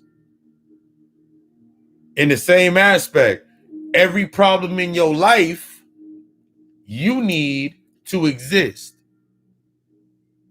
Every problem you got going on in your life, you need it. You must accept that fact that you need it. You must accept the fact that you need it. One of the first things that I do whenever we going through a session with me or any consultation, I will tell you as the guide, and I will let you know, you must accept that the trauma, you benefited from that trauma. You benefited from everything that happened to you. Because if you don't, that's why you're still stuck where you're at, because you haven't owned it. You benefited from it because it gave you the life that you have now. Because there's multiple layers to that. The ultimate aspect, when you go into the thanking them, now you go back and you're like, wait. If I needed my problems to give myself relevance, then the gateways and portals that I came through, which were my parents, needed the same thing. They were not willing to deal with it.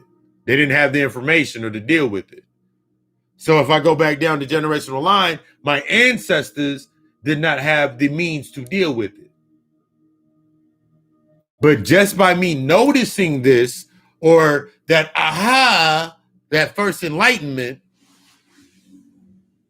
damn, that means it's on me. Now I got a choice. I can just keep carrying on with the bullshit, or I can start doing this work.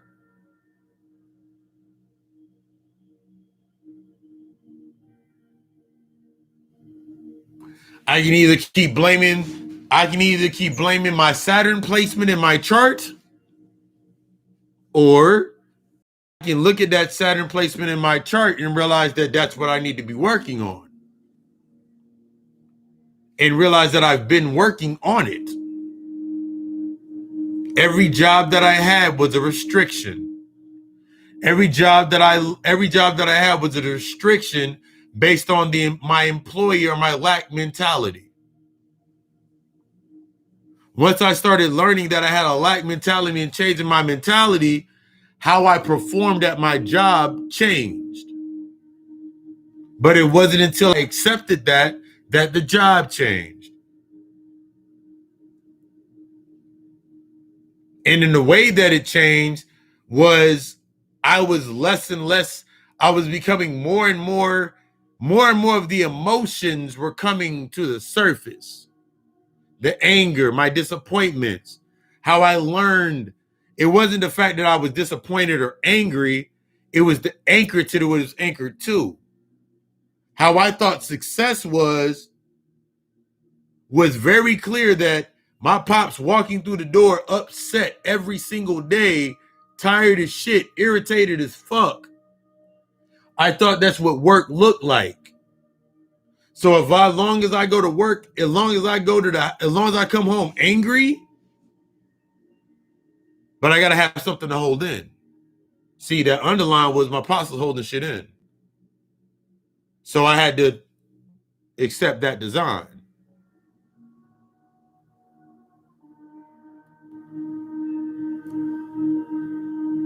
But I wanted to go against it because it was natural to me. So naturally, now I'm out in clubs, partying, doing all this other shit. Going against that in opposition, the only reason I created that opposition was because I needed that to stay where it was. I needed him to stay upset. That was the gateway that I came through. All of that anger, his frustration, his regrets, his guilt, his doubts. I needed to keep feeding that because that was the anchor point to my shadow. I did not want to pull my shadow to the present. So I had to keep it anchored to the past. Pops was the anchor point. Mom's was the anchor point. Sister, brother, relationships were the anchor points.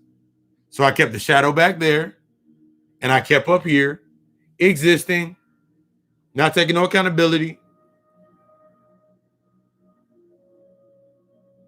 And now I'm like, oh shit, my life. I wasted so much time in my life. I'm about to be 30 and da da da da.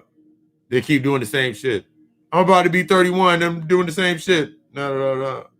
I'm about to be 34 and I'm doing the same shit. Da da da da. I'm about to be 35 and I'm doing the same shit. Da da da da. I'm about to be 36. Oh my God. I'm almost 40. I'm almost 50. Relevance to the emotion. Relevance to the emotion.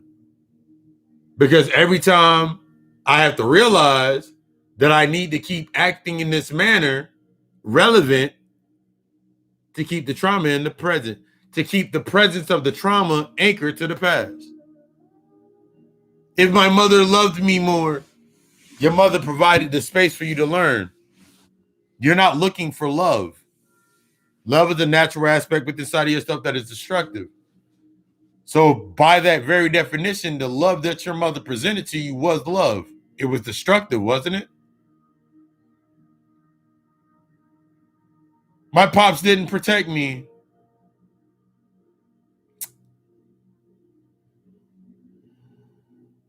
In reality, the demons that your father was facing, even if it was selfish, it benefited you because you would have had to face those demons that he was facing in that space.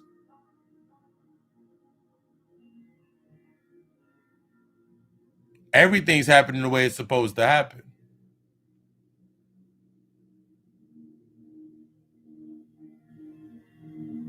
Your traumatic experience, it was needed. As deep as it's, as dark as it sounds, it was needed.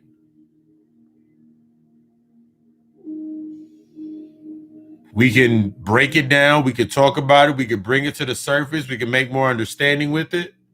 But you got to be willing to face it yourself. Because a lot of the habits that you've learned, the behaviors, the patterns that you've learned are based on that. Based in that space. That's why you act the way you act, react the way you react. You stay in the emotional states that you stay in You stay avoiding yourself. You stay with this sense of entitlement and expectancy. And y'all know, if it's your first time tuning in, my favorite shit to say is, you're deserving, but you're not entitled to shit. You are deserving, but you're not entitled to shit. The one that is present is the one that understands that they are deserving based upon their works. The one that is stuck in relevance thinks that they are entitled based on the work that they've already done. So when you think about your entire life, you saying, because I went through this, I deserve this. You do. You deserve it. But you're not entitled to it. Because you're going to get it exactly how it needs to come. You said to yourself, in your mouth, I'm deserving of a good man because, and you only stay on the surface. I'm deserving of a good man because every other man cheated on me. When are you going to admit that you cheated on yourself? You've been cheating on yourself the entire time. You cheated on yourself with that job. You cheated on yourself. You cheated on every chance to invest into yourself. All these bitches is disloyal and all this shit. Same fucking instance. When are you going to admit you've been disloyal to yourself? Every opportunity that you had to really sit down to yourself, with yourself, you didn't take. You took on the same moniker of, as a man, I ain't supposed to be vulnerable. Because you thought the definition of vulnerability is actually using the definition for exposure.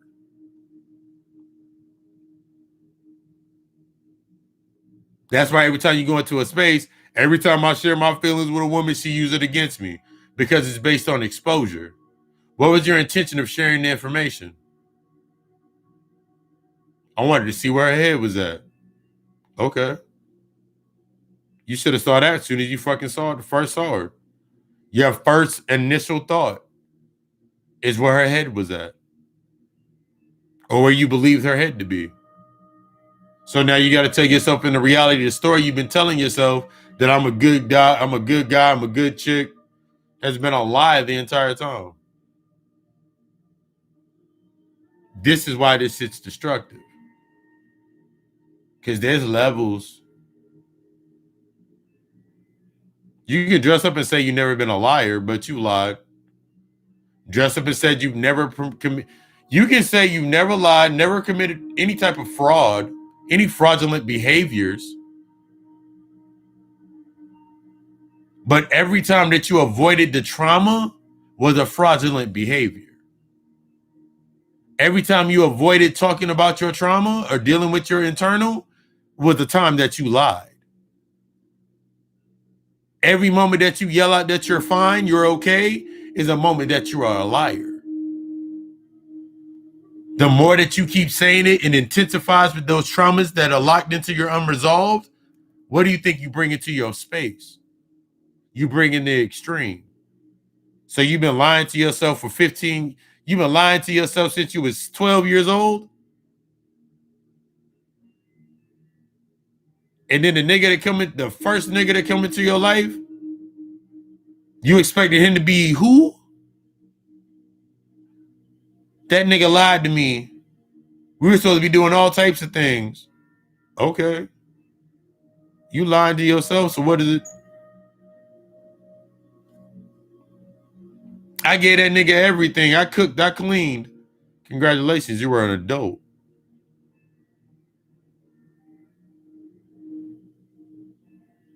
I gave that nigga my body. That sounds like an echo from that sexual trauma from when you were younger. That sexual experience that you experienced, that you felt like you were forced, that you got coerced into. That's what that sounds like. Especially someone like, to me, that's what I hear. Because I hear unbiased. I don't hear through emotion. I sit in that seat of I sit in the seat of empathy. Just sitting at the top of the key, at the top of the post, at the top of the road, cross.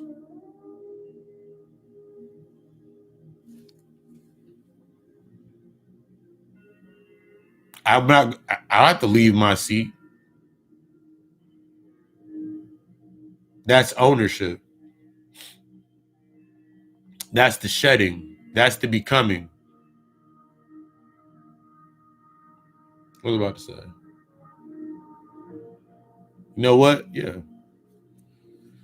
This your first time coming in. This is the question and answer period. You got any questions? Does not have to be about the topic of the night because we talked about a bunch of multiple things. Any questions? Throw them up in the comments. Throw them up in the chat. We'll get to each one of them. I'm also going to do some readings. The readings are donation based. At the top of this, you should see the Cash App link, donation based. Donate what you feel that you can donate based onto your reading. When you do that, then we'll do that reading. But let me go get these cards. I'm gonna be shuffling up these cards as y'all putting together y'all questions.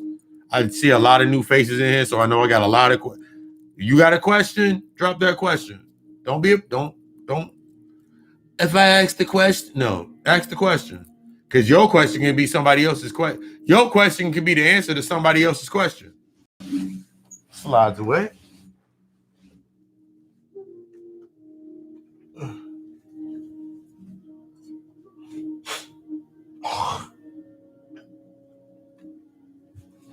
Freshly cleansed cards.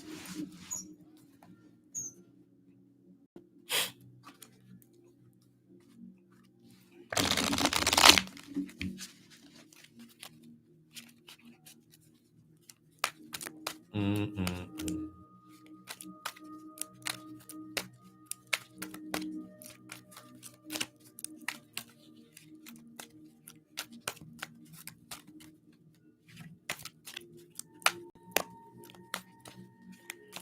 That's what I meant to add into the description.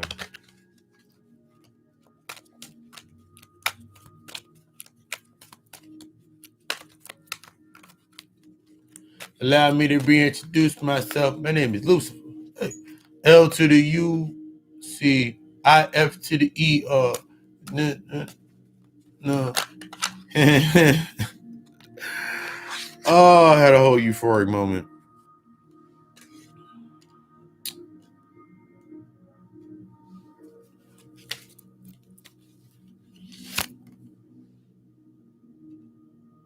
Mmm.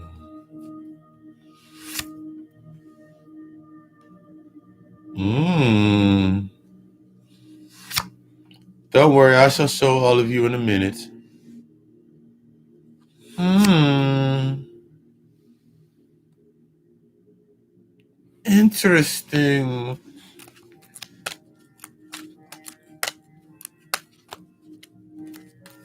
Mm, mm, mm, mm, mm, mm, mm.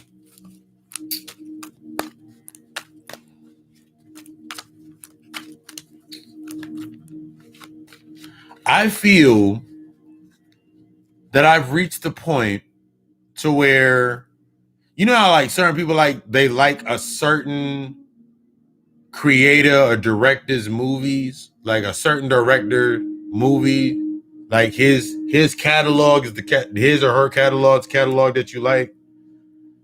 I just forgot that nigga name. But the same dude that did Snatch and Revolver and those types of movies, I like his catalog of work. Like, I really like his catalog of work. Like, I watched Snatch yesterday. I was like, I like his catalog of work. Like, I'm at that stage. I'm like, I like that catalog of work. I like that. I like I like the I like the way he puts it together. Like, I like that. Yeah.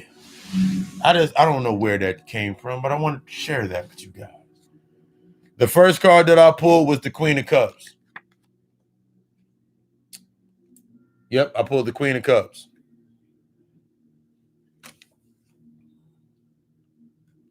The throne of the waters. That means you're sitting in this new space, but this is talking about that new space of guidance and wisdom and looking into your space and what's filling into your cup right now. Is it based on guidance and wisdom and nurturing? Is it nurturing the old aspect or the new aspects? Is it nurturing the old mindset or the new mindset? Is it catering to the perceptions, or is it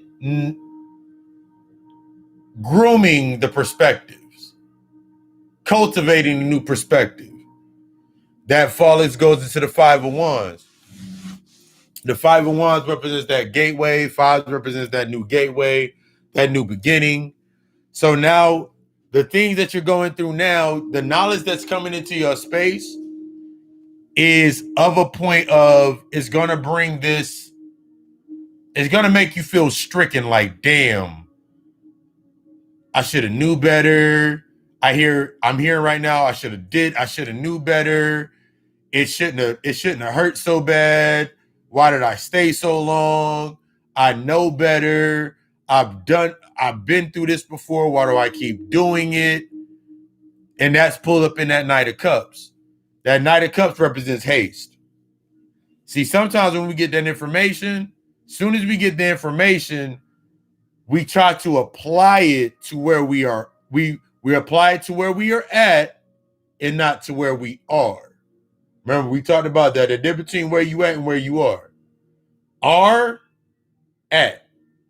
If I'm at in the future tense, thinking about my future, that means my are is in the past. I'm in the past. I'm thinking about the past. I'm living through my past. But if my are is in the present, then that at becomes in present. Because that center is like, it splits. That's the point of duality. If I'm in the present, then everything comes to the present. Now I'm singular. But if my R is in the past, then it's naturally split. So now I'm thinking about my future, where I need to go. So now I'm hearing that aspect of, I must hastily get this information to rebuild, to regroup myself. No. There's a reason that is in the tower that shit fell. There's a reason that shit fell apart. There's a reason that it ended. There's a reason that it fell apart. There's a reason that it came into where it came into. There's a reason for it. Yeah.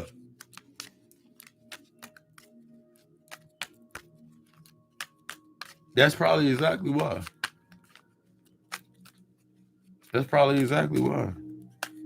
I like the narration of the story. Like,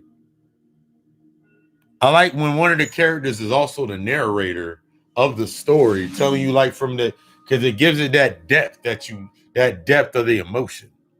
But yeah, the tower card represents that falling apart. Even if it hasn't been for you exactly, something falling apart for you, somebody inside of your space, something has fell apart for like the umpteenth time.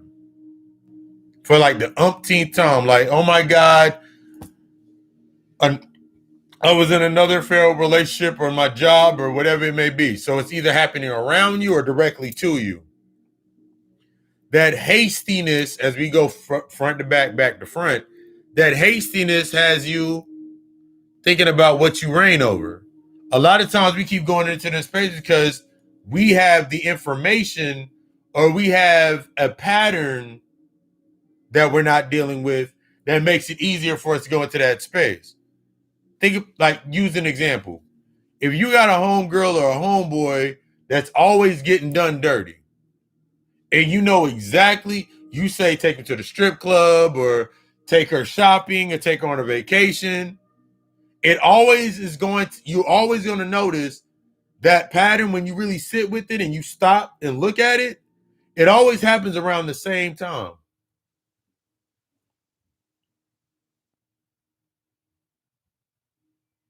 It always happens around the same time. Every time you're thinking about going on vacation, Every time you're thinking about going on vacation, there's a breakup somewhere. Every time you're thinking about quitting a job, there's something that comes up to give you that boost to that space. So now you had this false perception of you ran that domain because you were able to control it.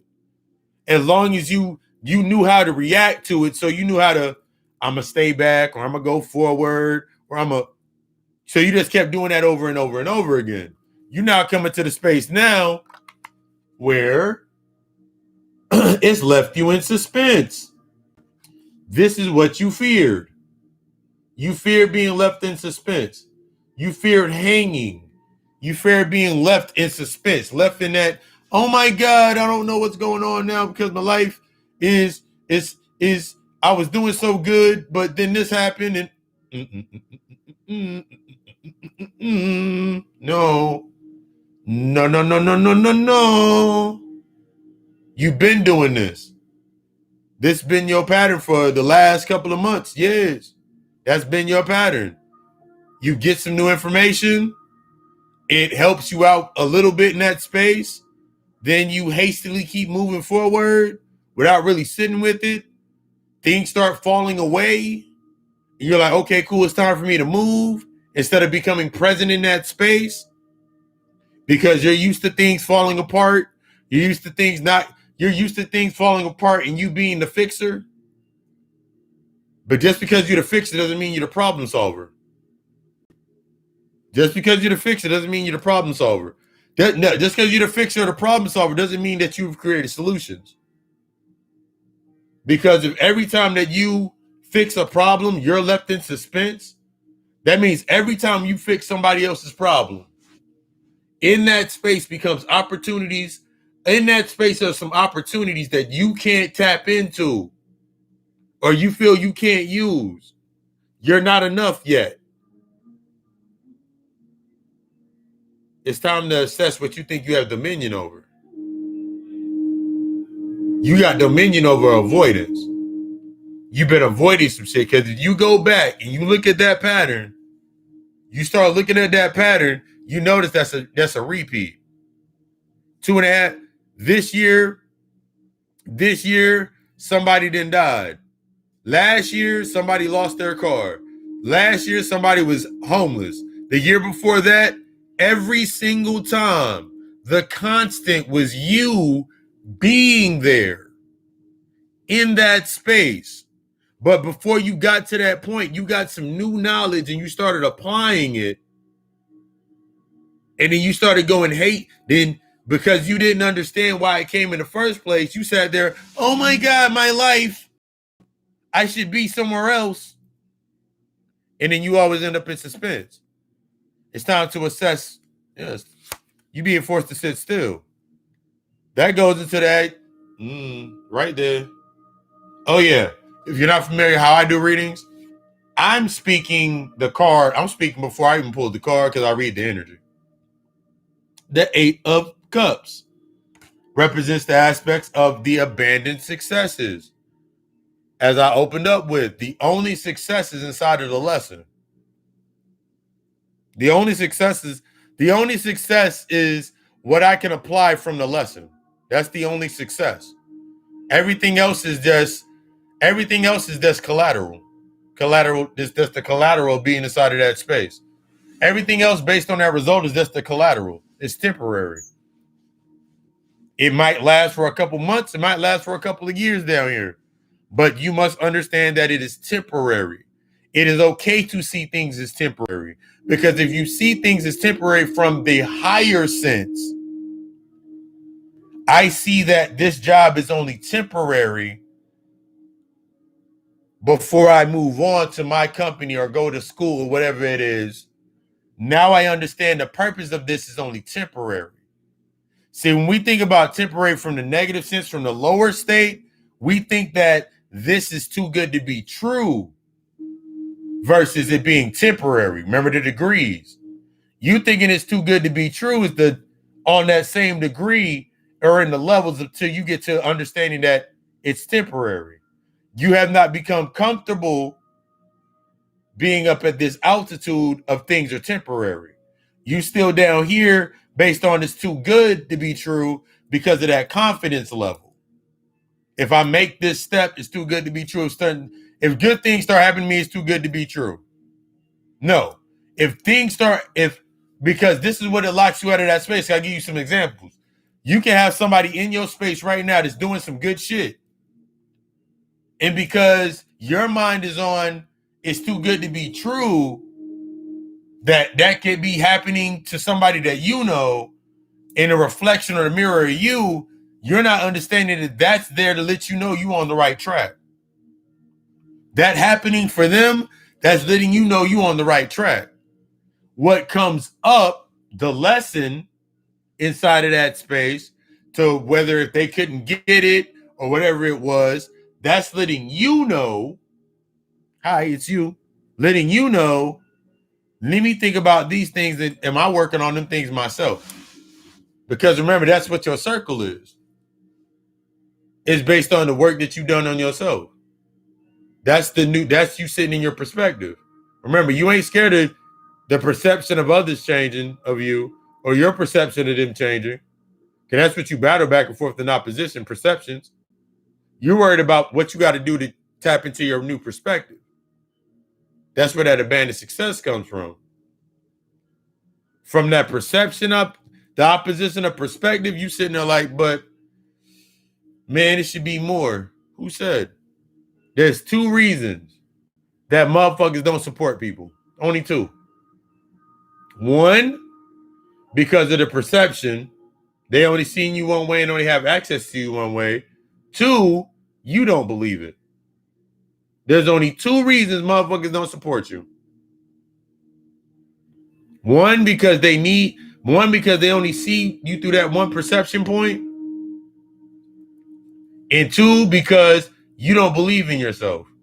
Because when you think about support, some people, you're only actually thinking about recognition. Recognition and support, we go into this all the time. Recognition and support are 2 different things. Recognition is to be recognized for where you are at. Support is learning where you are. That's why if a motherfucker hits you with that's why if somebody hits you and be like, yo, you gotta, I'm with you, but you gotta do like at least 5 videos a week. Or you gotta do at least 5 quality content posts a day. Or you gotta do, if you really talking about getting back in shape, you gotta at least walk or run early in the AM and change your eating habits. That's support. See, recognition is recognition if somebody uses their insecurity to feed your insecurity. They use your insecurity to feed their insecurity. You ain't fat. I love you the way you are. But if you want to work on it, I'm with you. But then you start going to the gym and they aren't with you. That's recognition. They recognized your insecurity. They mirrored your insecurity back onto you. They used your insecurity at you. But since you're so used to that tandem lock, because everybody in your space tells you yes, and nobody in your space tells you no, or you telling everybody in your space yes, and you ain't telling nobody no, you used to that. When that comes into your space, it don't mean you any less insecure. It means that's what you love pouring into yourself. That's what you're only reacting to what you pour into yourself. The more that you're pouring into yourself, the better the result. The deeper the result. The more gratitude you have for the result. And yes, in the beginning, when you start pouring into yourself, that investing into your healing, investing into your shadow work, yes, I mean take gratitude for the result of the ownership that you're about to take into. Because the first thing is going to be, Your pouring in temperance is all about dissolving instant gratification. Recognition is that instant gratification. That success you looking for, it's the lesson. You're looking for instant gratification in that recognition. I don't want instant gratification. I don't want instant gratification. If somebody first time seeing a video of mine, seeing content, coming in contact with me, they get the same much gratitude as somebody that has known me for a good amount of time. All statements start with much gratitude. That's for me. That much gratitude is more for me than them. It's equally for both of us, but it's more for me to let me become present to where I am. See how you create the new symbols in your space? You start creating the new symbols. You create the new foundation. My foundation is built on gratitude. So every space that I go into is gratitude. And that goes into that wheel of fortune. Somebody been going round and round and round in circles. You're coming based on, as I'm looking at that lineup, the suspense, the abandoned successes, how you pour into yourself, it all goes back and comes back full circle. That means you come back to a point where you full circle to where you're at. Pause. Breathe. Become present. Stay present. Think about what you've done on this lap around. See, the reason that we get stuck in these cycles is because we're not thinking about the lap around. What did we learn on this lap? Did I learn how to adjust my speed? Did I learn how to address my clearances? Did I learn how to address the obstacles, the tournament opportunities? On this cycle, what did I learn? On this cycle, what did I learn? Because that's the way out of that cycle. You can't get out the cycle until you understand what the hell you in the cycle for. Most of y'all in cycles and you don't understand what you're there for, so you just keep repeating the damn cycle. Because you ain't turning the obstacles into opportunities. You ain't learning that them obstacles are opportunities. You ain't learning that your pace is based on your emotional intelligence and your emotional authority over yourself. So if you keep moving around really, really fast, that means you in the higher octanes of fear. But if you learn how to slow down and adjust your pace, you understand that, damn, I didn't see that the first time. The less that you depend on somebody externally giving you validation, it becomes confirmation. Like, I give an example. All my dreams is just confirmations. When I see posts, they're confirmations. When I see shit going on, it's confirmations. It lets me know that I'm always in the right space because I'm owning my pace and being in that right position. Going into that Queen of Wands. Another nurturing card. That's how we end that cycle. That cycle is exactly what I just said. The decisions that you are making, they're based on your pace. They're based on your perspective. They're based on the opportunities that are inside of your space that you're seeing as obstacles. It's based on you learning the current state of the lesson where you're at. Not based on where you're at, but where you are. You are where you need to be. You are in the correct position. You must understand that somewhere down the line, where you knew you should have slowed the fuck down, you sped up to avoid being direct. You sped up to avoid a step. That's not what you're supposed to do. That's not what you're supposed to do. I'm hearing it's time to stop the process of destroying yourself in this aspect of to have something to do. A lot of times we destroy ourselves. We break ourselves down. We put ourselves in positions to simply have something to say, to simply have something to do. That's an emotional wound that you got to deal with. That's an emotional wound that I really had to deal with. That's like going to work and it's like going to your job and taking some boxes off the shelf before you go home, knowing nobody's gonna pick up the boxes, just to come up in the morning and say, I gotta put up them boxes. That's what that's what we do in our lives. You keep creating, or rather, creating or fabricating instances in your life, or not even fabricating. You're co-fabricating instances in your life so you can stay relevant. That ain't how it works. That's not how it works, bro, sis. That don't how it works. Do you know how long you fabricating some shit?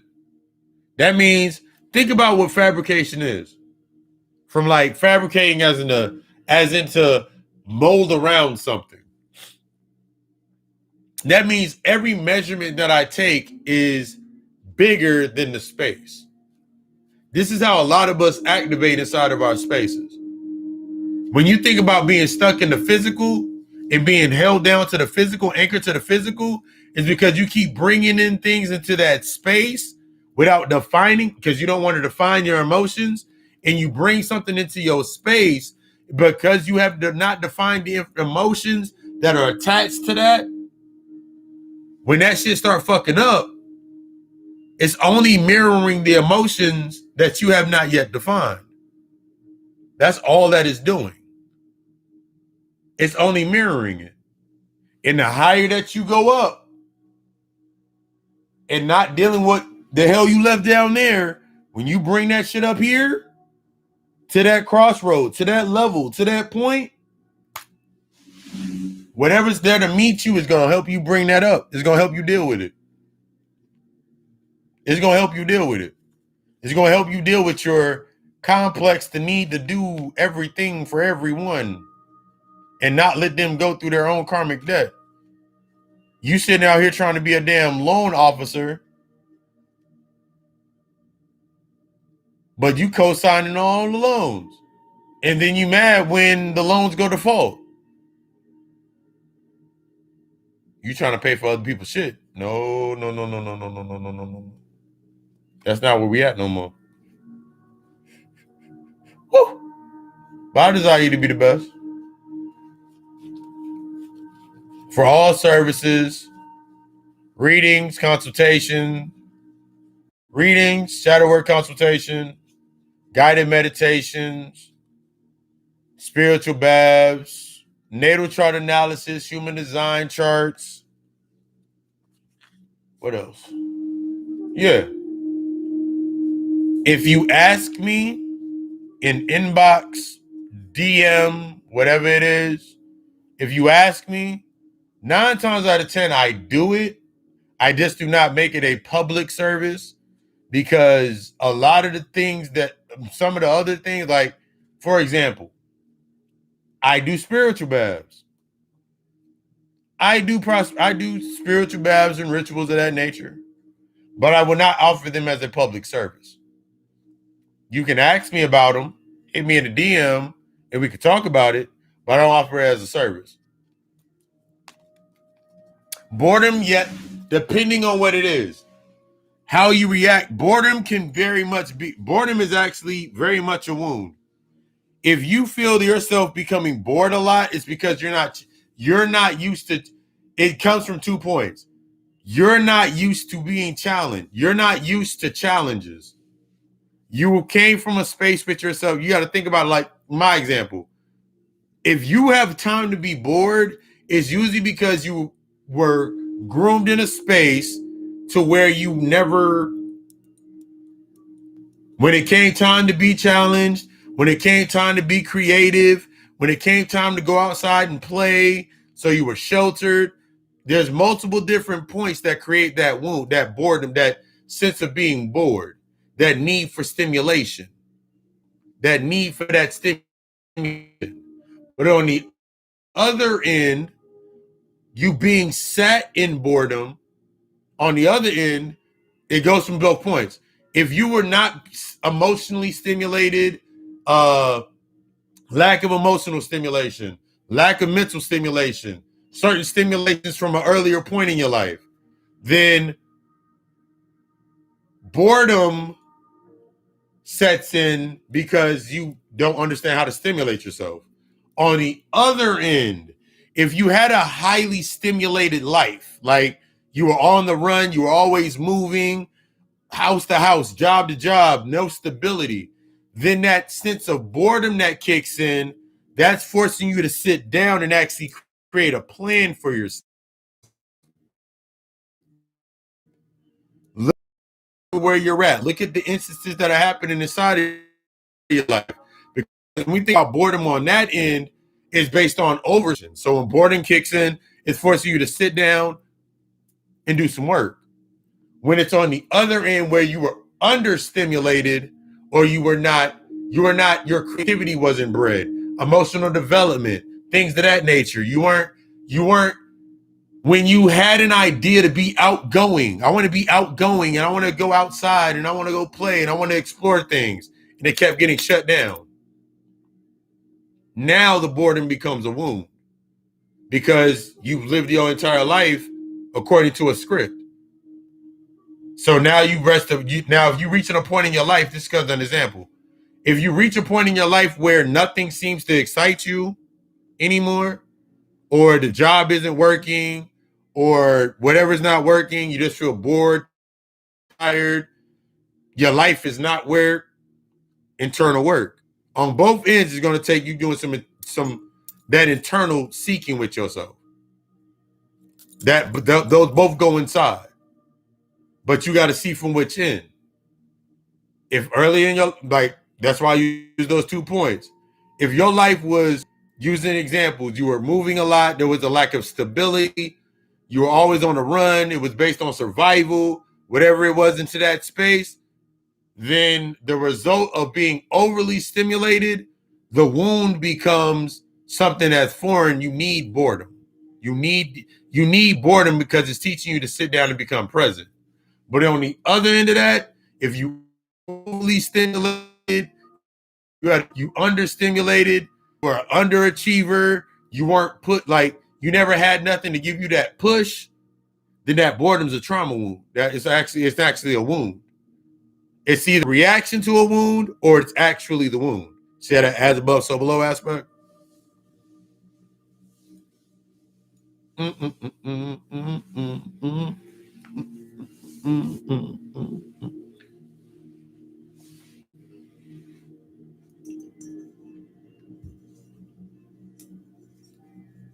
Chicken.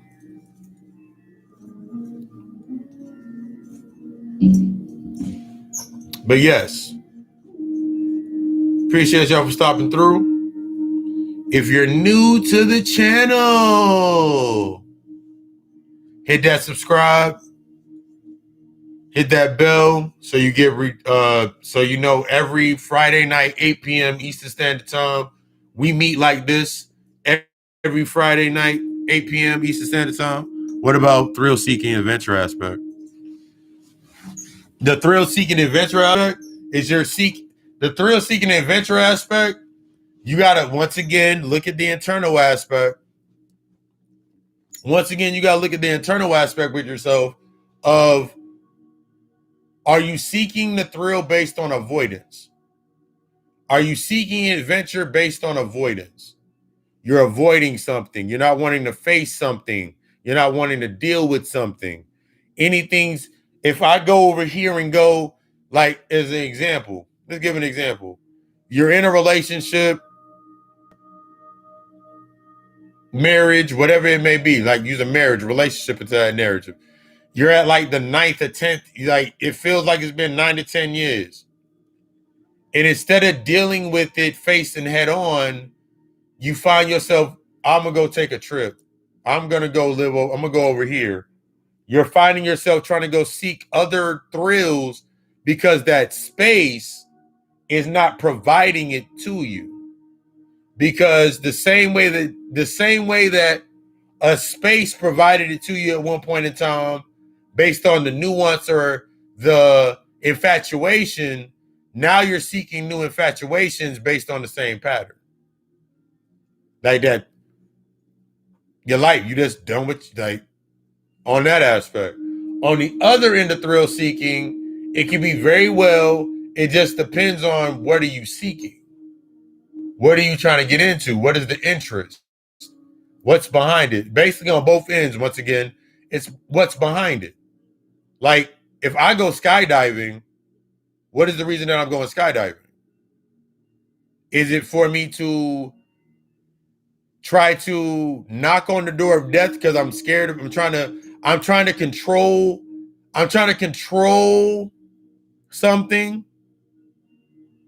I'm trying to control how close I get to death, how close I get to my end, how close I get to an aspect, or am I doing this because this is an experience that I really need? This is an experience for me. I need this experience. Certain aspects. It's very, you going on both ends. The same thing with boredom versus thrill seeking. Like, sometimes, like, the best way I explain the difference between the two, like, another way that I explain it, let's say, for example, let's say you was on the porch your whole damn life. You was on the porch. You did all the studying. You did all the book work. You were really, really sheltered. Then naturally, at a point in your life, you gonna seek some thrills because you want to go through the experiences. Just like if somebody was going through everything in life, like I went through a lot of shit earlier on in life. Lived it to the fullest, owned it, healing, shadow work, doing my depth work. So now when I look at myself now, like, my structure is different. So it's like, no, none of my days is boring because I'm always doing something. See, whenever you feel a sense of boredom sometimes, it's because you're not doing enough. You're not doing something, you're not going towards the direction that you need to be going. That's also a reason for boredom. Same reason for the adventure complex, that adventure seeking complex. You keep trying to seek adventure to fill up the space, but there's no substance to what you're trying to, there's no substance to it. It's a burnout. Yeah. But yeah, there's levels to it. There's levels to it. 1 second.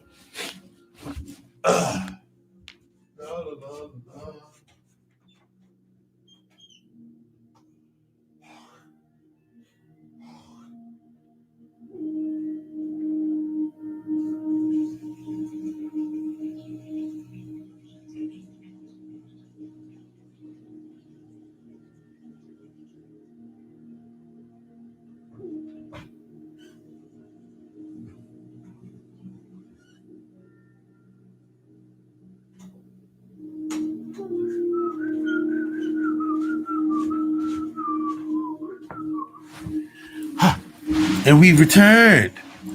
He returned. But yeah, that's when you're thinking about the process for yourself, tapping into yourself, learning yourself, there's always the importance of your intention. What are you doing it for? Your why. Everything that you're doing when it comes to your healing, tapping into yourself, you're not doing it for a result. The result will automatically happen. Until you learn those aspects, then you're going to keep chasing things. You're going to keep trying to chase it. Let me run to it. Let me go try to go get it my damn self. Let me go do it. No.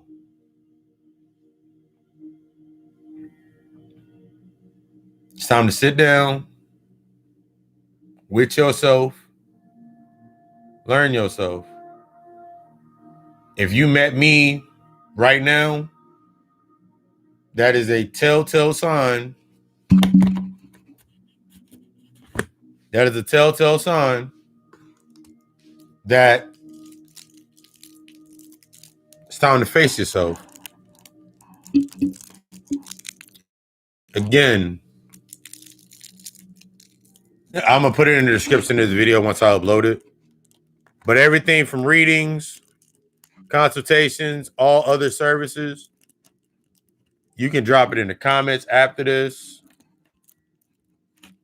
Drop it in the comments after this. You can DM me.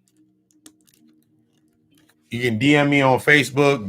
You can DM me on Instagram, Papa Lucy _6, Papa _Lucy 666. You can hit me at, let me put it up there now. You can text me. Please text first. That is just my one golden rule. Please text first. Because I will wondering and look at it.